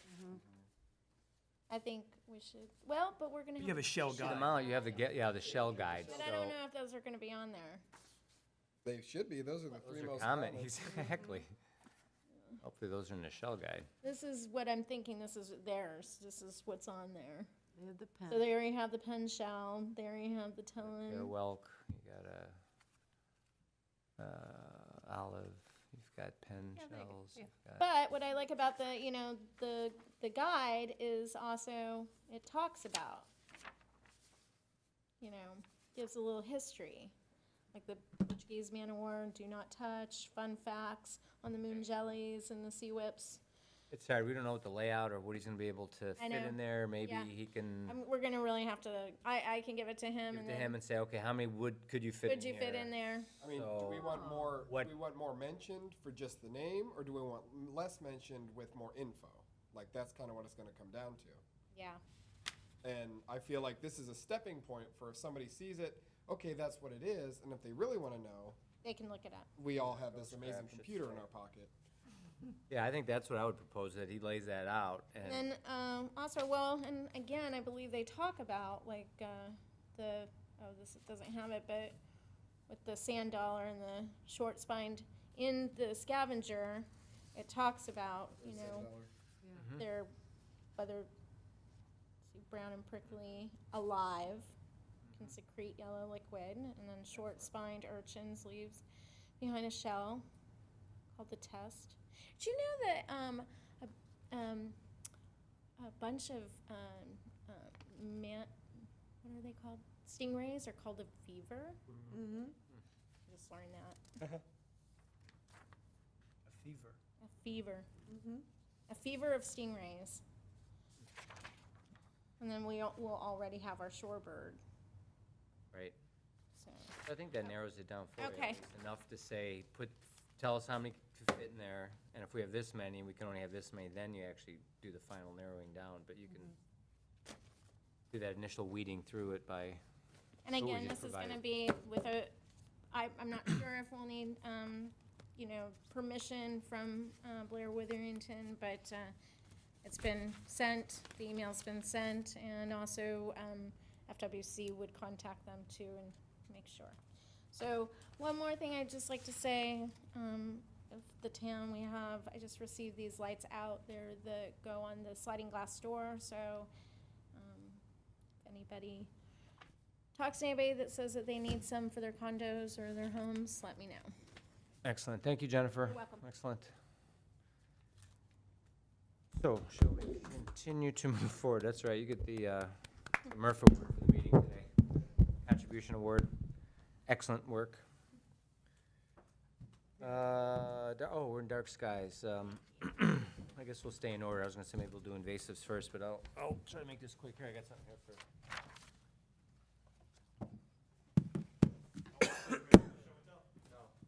That's an amazing amount of work. Amazing. Okay, so on this subject, dark skies, the chair had some information to share on the sort of the progress of the Times Square project as far as FDEP CCCL permitting is concerned. What I shared with you is a document here, which is actually the FWC contribution. So typically, the process is that the FDEP CCCL permit is applied for, and the DEP then manages it and shares the information with other state agencies that have statutory responsibility for activities within the CCCL, and obviously the FWC is one of those, and specifically for lighting.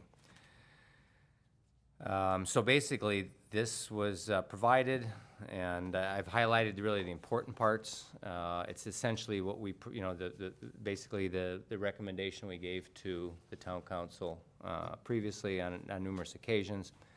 But basically, they've provided the information that says that after reviewing the lighting plan that you're all familiar with the uplights and the white lights and the dual lights, that all fixtures should be fully cut off, well shielded. Fixtures that direct light downward only and fitted with long wavelength light sources, wavelengths readings of 560 nanometers or higher, with no readings below that wavelength. So essentially eliminates white light from the design. Short wavelength white light sources, lights pointing up or onto structures, uplights, unshielded lights, or decorative lights do not meet these guidelines. As part of this, it's actually, it's an RAI, which is a request for additional information. There's requests here to the designers to provide additional information. But on page 2, obviously, or I should say, it provides the main issues and concerns. So number 1 is an important one. It says FW staff advises there are several fixtures proposed as short wavelength white light and as either uplights or adjustable and or unshielded lights, including well lights, shade sail column lights, seat wall lights, tree lights, gobo projectors, and the pole lights, which do not meet Chapter 62B of the Florida Administrative Code. So they also provide that all proposed project lighting must adhere to the Federal Administrative, Florida Administrative Code by modifying or removing the fixtures and choosing fixtures that are long wavelength, well shielded, and fixed in a downward directed position.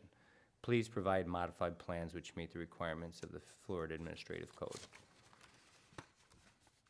Number 2 also provides that decorative and adjustable uplights are not needed for human safety and would not be recommended as uplighting regardless of location, contributes to sky glow, which is directly and indirectly visible from the beach. Please remove all uplights from the plans.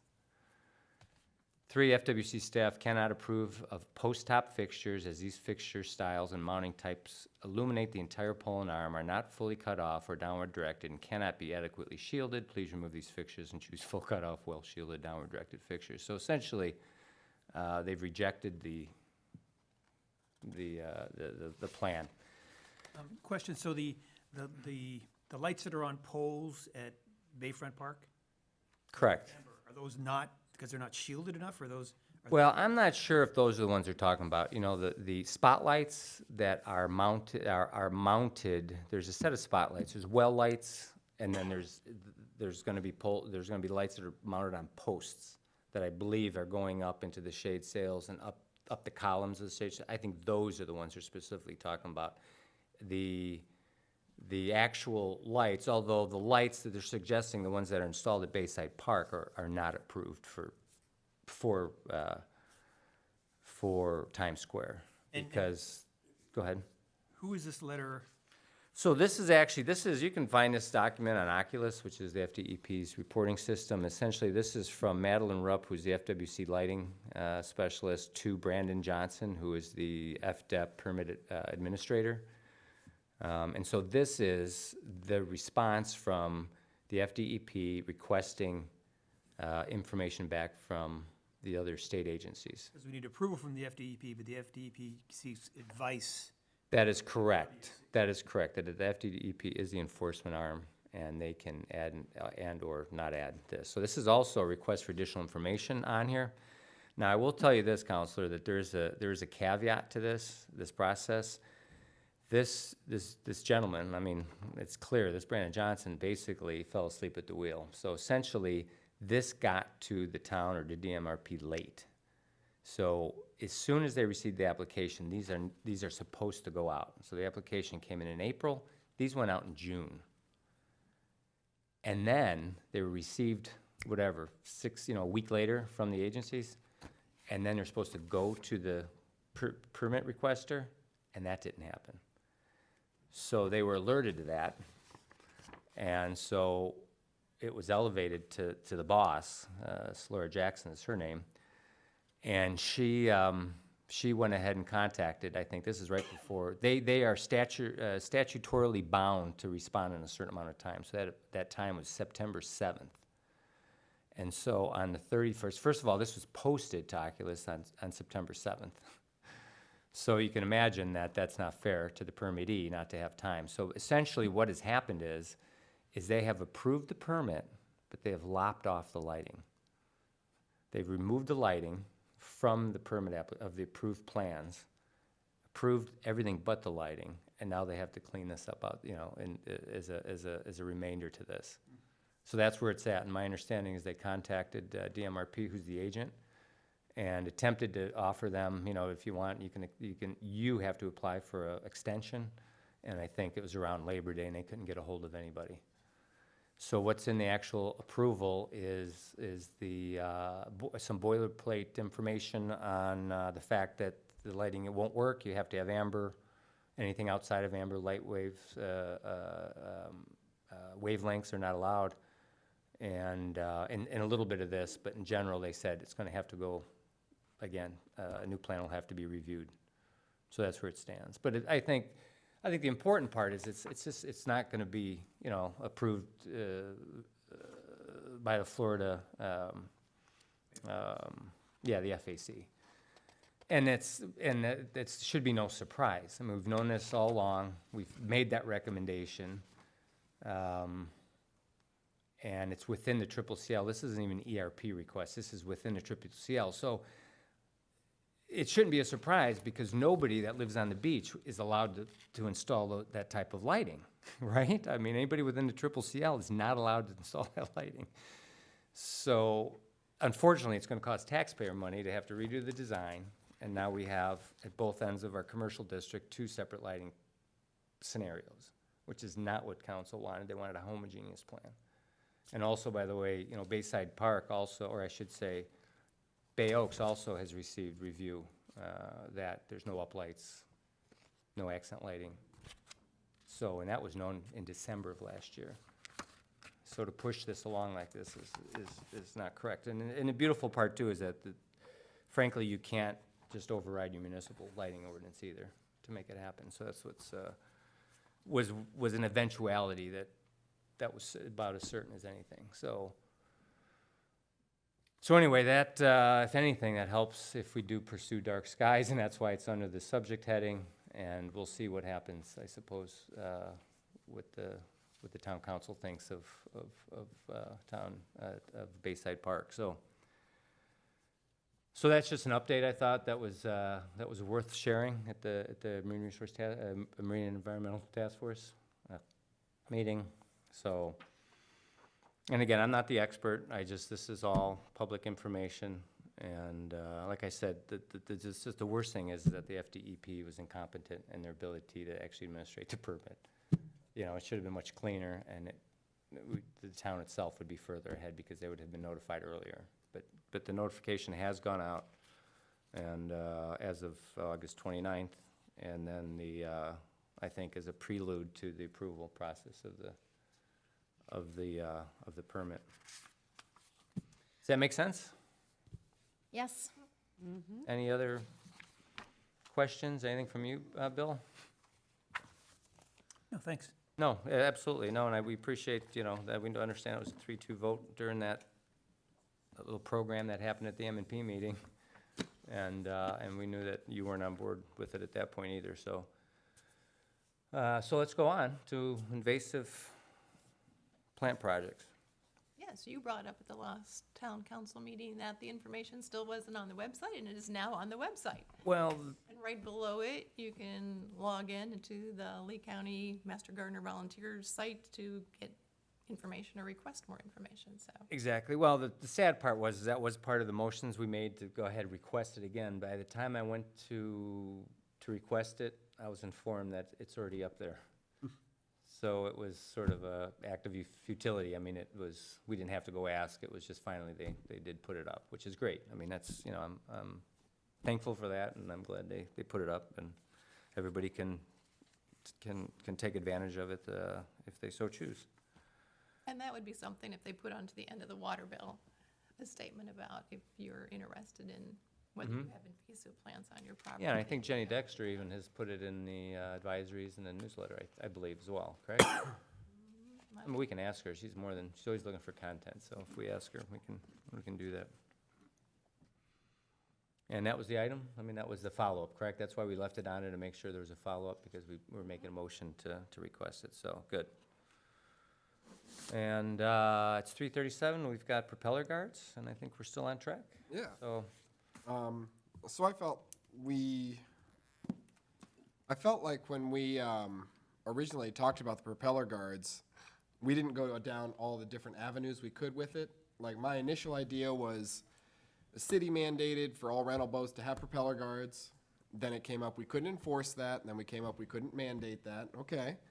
Well, what about some type of incentive? What about something to show the benefits of this? Because it doesn't just protect the wildlife, it protects not just the seagrass, not just the environment, but it actually protects these people that are out there bow riding and swimming and jumping off the back of the boats and partying at the resorts and things like that. I think because there's so much of a lack of education when you get your keys to purchase, or not purchase, but to rent these boats. Like, I've firsthand witnessed many of these places.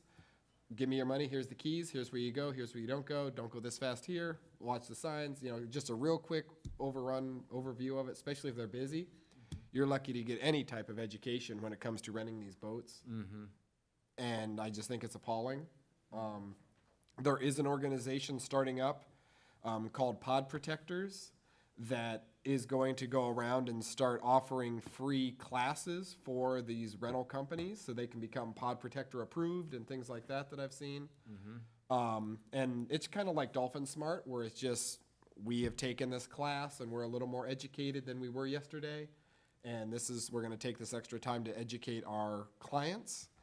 But I think as far as Propeller Guards go, I don't see a reason why we can't keep pursuing a way to get these companies to see the benefit of that, especially if it's some type of positive incentive. So, okay, we can't fine them, we can't do this or that. What can we do that would be positive to get them to look into it or entertain the idea of having Propeller Guards on all the rental boats?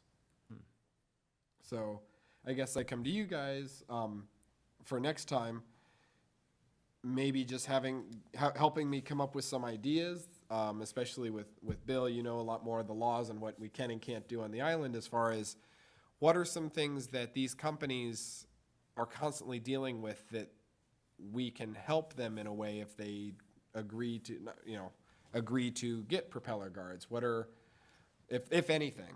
Now, we did, Chad talked to one of the big marine mammal peoples, and they were recommending, instead of the prop guards, to do it electronically.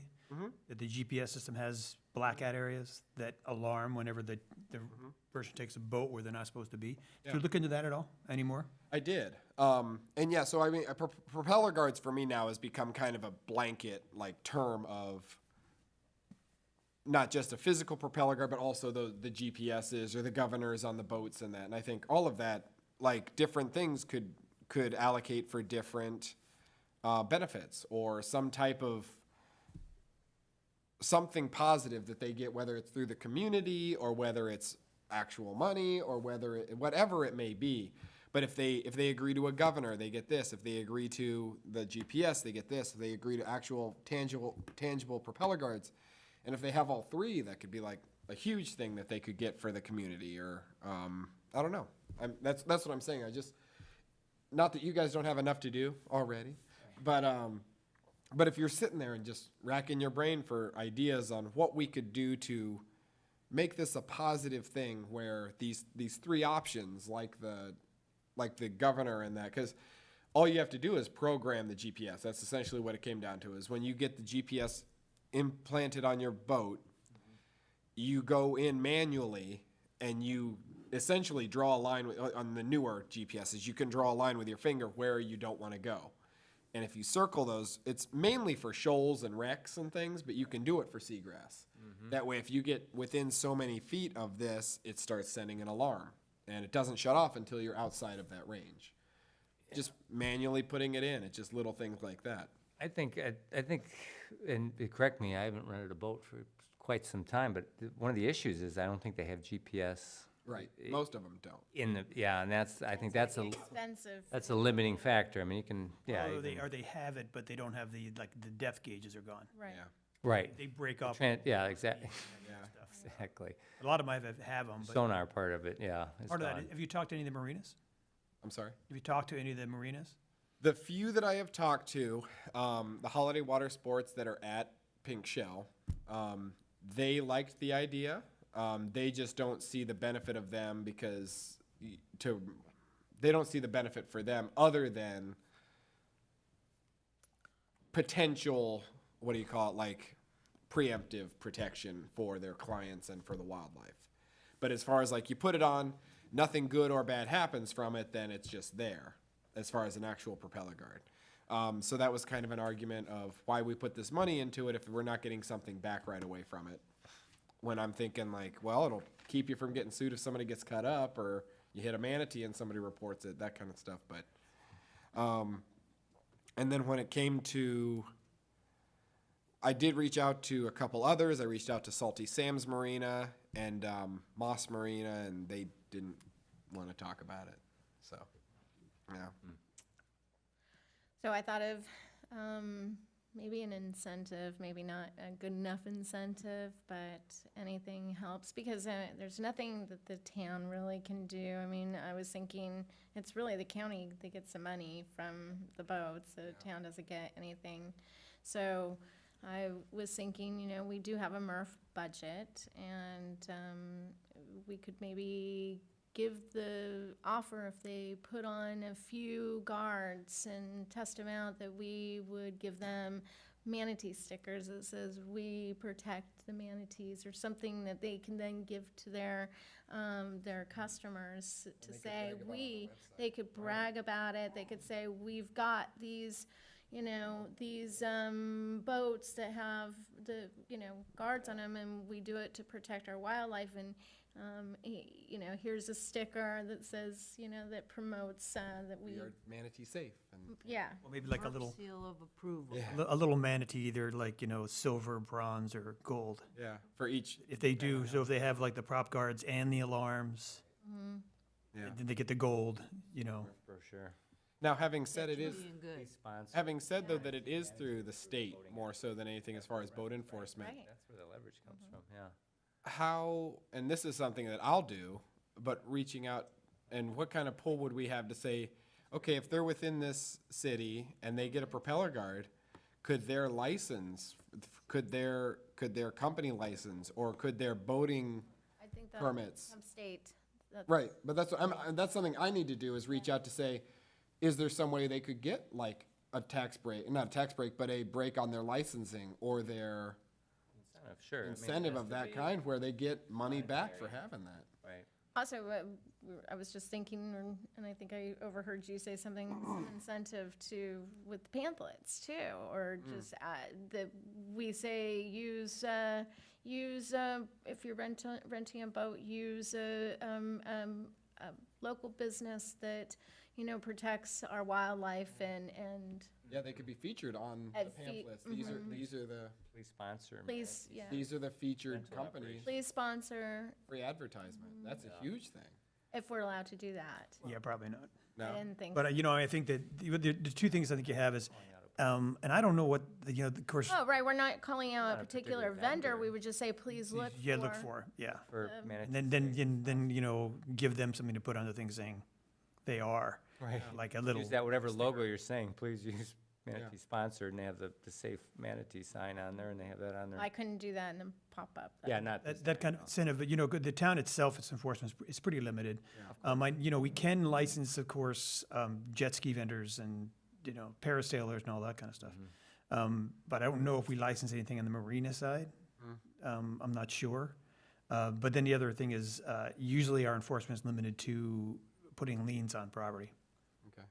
Yeah, well, it's interesting right now, and this is probably timely. I think the FWC has reached out, again, I don't have really any of the details. I had just heard that they were reaching out for, I don't know if they're putting subcommittees on or whatever, but somehow, some boating safety for marine mammals and sea turtle purposes, for the safety of those, that marine life. And I'm not sure what the objective is to put some type of a program or something together. So all this, everything we've just discussed right here, I think is exactly what they're sort of after. So maybe by next meeting, I can have more information on that, and maybe as the Murph, we can somehow participate or provide them input to that. So I'll make a note here to make sure I bring that next meeting.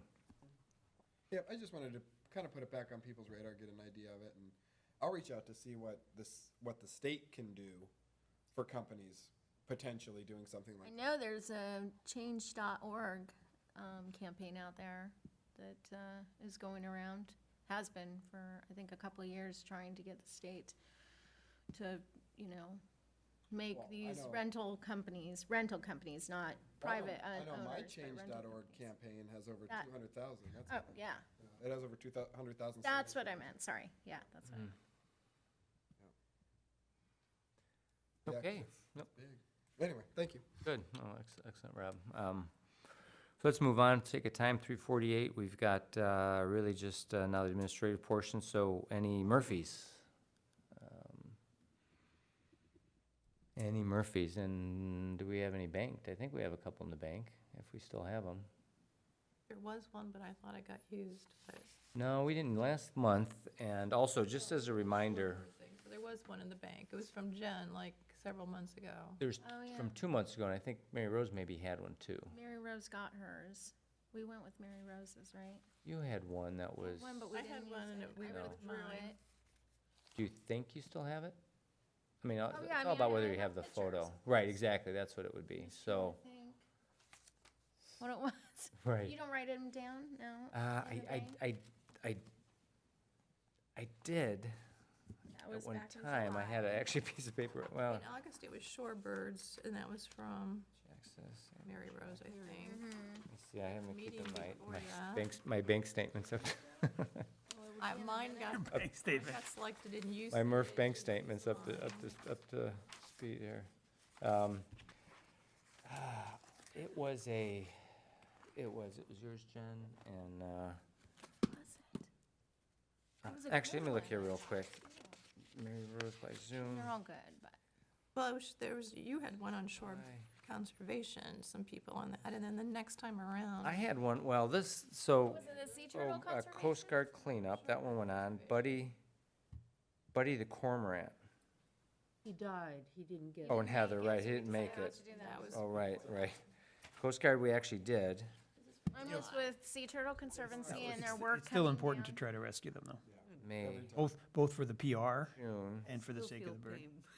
So mine was with the Sea Turtle Conservancy and all the work that they've been doing, coming down and working with the businesses and the hotels and the condo associations. I believe that they've really come into our community and done a good job to reach out and to work efficiently with the people, and I thought they should be recognized. We did do that one. Huh? Yeah, it was probably Oh. 3 months ago, I think. Okay. And this Yeah, past month, It's on Shorebirds, yeah, because we did the. well, it was on the Shorebird group, right, and Penny Jarrett was the one that technically brought it to our attention, and I'm actually still working with her. So the way that this works, by the way, is that when we have the assignments, basically, it'll go the following month. So, when Bill was chair, he'd try to get it right before the timing, so that right before the meeting, it would, basically, this chair gets it in that month. And also, it depends on when the observer's gonna place it too. I mean, there's times you put it and they say, well, it'll have to be then the next week or whatever, the next issue. So that's how this works. That's why sometimes, like this month's actually technically won't go to print until after this meeting, the ones that we voted on last month. So you'll see the Shorebird area one, as well as for September was Rose, right? Okay, so Rose's article will be in this month. And then we have to do October for the spotlight calendar, which I guess is me, so I'll notify myself now that that's due. So what we need right now is a Murph for October, and that's what we're voting on now for September. So we did do the Sea Turtle Conservancy. I know because they requested the electronic version of it, and I can't get that from Nathan for some reason. I don't know why. I'd taken a photo of the picture of it and sent it to him. What was mine that I? You had, I don't know. Wrote it down. It was a Shorebird one, but it wasn't, It was a Shorebird Conservation. somebody but then save that one? might be the banked one, but then also Mary Rose had one on Shorebirds or something Yeah. too. It was like 2 months. Well, we banked the Shorebird one for the Coast Guard. And then the Shorebird one then made it last month when you guys weren't here. And we had, Mary Rose had one banked and you had one banked from the year the month before, the Coast Guard one, I think. Who's on first? I mean, technically, it might be the first time in history we don't have one from Murph, but I think we What do. about with the beach cleanups? Who's organizing that? Oh, it's us. Which beach cleanup? Well, the ones that we're getting the shirts for, is there? Wendy. Oh, that hasn't occurred yet, so we can't give a Murph. So what, am I hearing a motion that we give a Murph to the Murph? This month we have nothing, so we're gonna, Let's all pat ourselves so we're just, Hasn't even happened yet. so we're just gonna give ourselves a pat in the back. I think personally Mary Rose has one in the bank, Do you have? and I think you had one too. And then she withheld hers because we said, okay, the Shorebird one, the season is ending, this would be a good month. I withdrew mine last July, so. Right, so you know you don't have, you have nothing in the bank. Okay, I need to get my bank accounts straight here again, because, Get your balance checkbook. I lost my Murph bank. And just one kind of note for the writers, and maybe if you're looking for Murphs, dune plants have been getting quite a beating lately on council and some of the information I have. So, if anyone wants to write a story on sea oats, and mention specifically that if you plant sea oats, you have the legal right to maintain them in that size. That they just can't. You don't have to let them take over. And if you see anybody who's been doing dune planting, that would be a good Murph to keep your eye open for. Mm-hmm, absolutely. But also, I mean, if you plant them, it has to be as part of the managed beach zone plan, correct? So Wait. just to plant some isn't that necessarily allows you to manage them. Is that correct? I thought you could, regardless. You can maintain them wherever you put them. You don't need an FD. Well, too bad Chad isn't here. We can ask him. Yeah, Thing exactly. to verify, but Yeah, I don't know. I know that there's a structured program that what we're hoping for is FDEP brought approval for, and that's the managed beach zone, which allows you to obviously yeah. to take care of them, lower them, and chop the whole dune down at one point if it gets too big, that type of stuff. But if you just plant some, I don't know if that allows you to do it, and that's always been the prohibitive aspect of planting any vegetation is you lose control of it. So I don't know. We'd probably need to. And I understand too, the difficulty if you plant them and there's no documentation of where you planted them. Well, How do you know how you put them back to right, where they were? right. Well, I guess I do have a Murph, now now that I think about it. Oh, yes. And it's a kind of a sad but then sweet story. And we had a disorientation, and Commotion. somehow one of the little hatchlings ended up at Love's mom's restaurant in the parking lot. Ran over. A gentleman saw it and went to go pick it up. And ironically, I had met them because I was digging a nest, doing a dig earlier that morning, and they just happened to be walking by. Then after they saw the hatchlings that morning and that we rescued out of a nest, they asked if they could participate in the release later on that night. And so they gave me their phone number, and I gave them mine. And an hour later, I get a phone call, frantic. Oh my gosh, I think this Found one guy now. just found one in the parking lot, and he's taking it down to the water. And I said, oh, can you please stop him? Because we need to first make sure it's a sea turtle, and to make sure it's okay. And so she ran down to the beach and stopped the gentleman. And when I got to Mom's restaurant, he was walking up with it wrapped up, and he was very emotional and said it didn't make it, and which was really sad. To make things even worse, we moved because the storms were coming in. We moved the timing of the release. We moved the timing of the release, and he kept his 3 young little ones up until 9 o'clock at the original time. We had already released them, and he brought his 3 children, and we had already released them. Because I didn't have his number. I only had the people that from that morning, because this was just another gentleman. I'm sorry, but then I felt so bad. I said, if there's any other releases this year, let me have your information, your phone number, and I'll contact you. Ironically, the very next day, I did find another hatchling and was going to release it, and he kept his 3 little ones up, and brought his wife. It was good because his wife couldn't make it. She was at work previously. Anyhow, so just to sum it up, they just moved here onto the island. They had never seen anything like that. It's a family of 5, and they're younger, and they're super excited, want to know more, want to be part of it, and they really were very passionate. Okay. So I want them to get the Murphy Award. Version of that. Yeah, okay. I'll make a motion that if Jennifer can edit that down to something that's very positive, that we approve it. Family I'll leave, scalp turtles. right. New family immediately is engaged immediately in turtle activities. It's a love story. I can also, It's sweet, it's very A sweet. little Romeo and Juliet-ish, but So still. I make a motion that, again, if she had to sit down to make a love I story. make a motion, annotated down to use the family and the sea turtle hatchling story. Okay, do we have a second? I'll second that. Okay, any discussion? No. Any objection? No. Motion carries. Thank you, Jennifer. You're welcome. We're For really contributing desperate, aren't we? in a bit, in.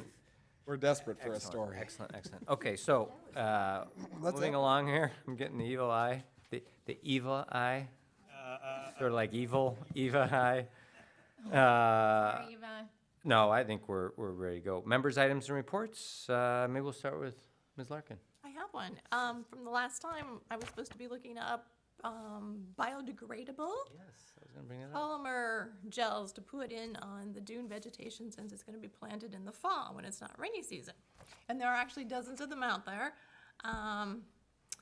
3 that came forward that said that they are non-toxic and biodegradable ones, because some of them do state that they last 4 to 7 years once you put it in the ground. So I could see, based on Councilman Beach's story last time, that some of them then washed out, and yeah, you could find them. Seed Ranch was one of them. Tasty Worms Nutrition Company was another, which made me realize that, and a lot of them have to do with crickets, that crickets and worms, in order to raise them, require a lot of moisture, and so those companies really feature these polymer gel tablets. And then there's the best cost-effective one was Seed Barn, where you could buy it for 55 pounds for $255, but that doesn't mean it's the best. So my final suggestion was that we should contact other coastal communities and see what they've used successfully. Would it be, since this goes into a policy for the managed beach zone, that maybe if we, instead of choosing a brand, we just tell them to, right now, it doesn't include the term biodegradable, correct? It Right, just says just polymer, Right. gel, water retention system, whatever it might be. But I think that's basically what we should do, is make sure that wording gets put into that, Okay. in that policy. Excellent. Excellent work, Agent Larkin. Member report? I don't have any. Oh, my goodness. Well, I've got a 20-minute one. No, I don't have one Oh. this month. No, I'm sorry. I Too late. take it back. I'm sorry. So I need to do the schedule for the pop-up for next month, right? I have to let you know. So for October, the second Tuesday of the month, which is the 11th of October, will be Newton Park. The 25th, the last Tuesday of the month, will be 25th, will be at Newton Park. We will be at Times Square on the 8th of October. The 15th of October, the 20, you know, and I won't know for sure, but I would like to do Bowditch in October too, but I still need to get, just the okay. I mean, he always says okay, but Lee County. So, and the 22nd at Times Square, and the 29th, but so we'll do the pop-ups, but I may switch those out for Times Square, for Bowditch, but those will be the dates. So the 11th, 25th, 8th, 15th, 22nd, and 29th. Whoa. Okay? Okay, excellent. And you will send that to Chad when you get it, the print, Yes. like you do every month? Yep. And then forward it to us? Yeah, and I wasn't here last month, but he said just send it and they'll post it, and that's how you guys can also Of course, I see look it come up up. to see the dates too. Right, Jenny Dexter always puts it on the Okay. newsletter too, so. And so then November is going to be the Santini Plaza. Santini Plaza will start in November, and also, you know, the season's here, and there's gonna be other events that Lisa, that Jackie Lizick will, I'm sure, invite us to, and so I'll try and get all those special, dates. Now, are you doing anything for the Roar Offshore? Yeah, no. No, I'm not doing anything. I'm Drinking sure heavily with everybody else. No, I know, because I can hear those loud engines from my house, and it's actually quite annoying, but I'm happy for the community, and that, you know, it brings a good amount of people to the island, so I'm happy for that. Isn't that one of those Saturdays? And I'd be happy to do it if they invited me, but don't know if they're gonna invite me. And I don't know if they really do anything. I mean, they have the parade, and Carmine, you know, has his sharpshooters and helicopters out, but I don't think that there's actually a place I can set up. I could set up on a Saturday. Is it a Saturday? Do we know the date? It's usually a weekend. I was just looking it up. I know it's in October. Yeah, it's probably one of those. But, you know, I mean, there's just the fact there's a lot of people here, and your object is to, you know, probably people who need the message more than others. Okay, I mean, I I'm think we look happy into to, that. if the town is okay with me popping up in Times Square during the Roar Off the Shore, I'm happy to do so. I do remember when we first started the pop-up that Roger said, you know, holidays and big things, are, you know, I don't want to be in the way either of the crowds, so. You know, now that I think about it, they set up all the boats in Times Square. I don't think there would be room, so I do need to find out the date and of Roar Offshore. So thank you for reminding me. I'll look into that and keep that off the schedule for that date. no, okay, October good. 6th through 8th. Rob, any members' reports? No, sir. Wendy, any members? I've been October just 6th through looking 8th. into processes or arranging, setting up a beach cleanup. I've signed up for the one that's coming on the 17th, which is statewide. And that will be a kayaking one off of Gateway Marina. on San Right. Carlos. Just because I want to be part of one, to understand and maybe get some more information, and also following up with maybe like Tuna Skin, who's more local, and see, pick their brains a little bit more. And then I'll also be working on the T-shirt. Okay, excellent. Good, well, public comment? Nope. Set agenda for next month, we've got the staff report, we'll have Murph budget is off, Murph budget fiscal year '23 is off. Murph pamphlet, we'll have an update for next month, I'm assuming, yep, we'll add that. We'll keep Dark Skies on there just to see if there's any new information to share. Invasive plants, I think We're good. I'm hoping that the town ordinances can keep getting moved forward, because we've reviewed several times now the tree ordinance, and I thought that was getting real close, and then there's the whole vegetation ordinance, but that's really Chad, so Right, I'll put a request in for the staff report to just give an update on the 4 different pieces of policy that he's currently rewriting. I think there's 4 of them. And the invasive species one is one, the tree ordinance would be the other, and there's 2 others. Oh, the water, the dune management. dune management and water, and the water, I believe, right? That was requested, the model ordinance by the Lee County I think so. Water Commission. So I think there's 4 pieces he's supposed to be working on, so an update for that. So I'll ask for that. So invasives will fall off. Propeller Guards, oh, yep, we had to follow up on that. And anything else? Not hearing any? Then we'll set that for the agenda, and obviously we can always amend it at the beginning of next meeting. So, do I hear a motion to adjourn? Public comment? Oh, didn't I say public comment? Public comment, yes, set agenda for next meeting, and now just a motion to adjourn. I motion to adjourn. I second. Okay, 4:07, the Murph is over for this month. Good night. Thanks, guys.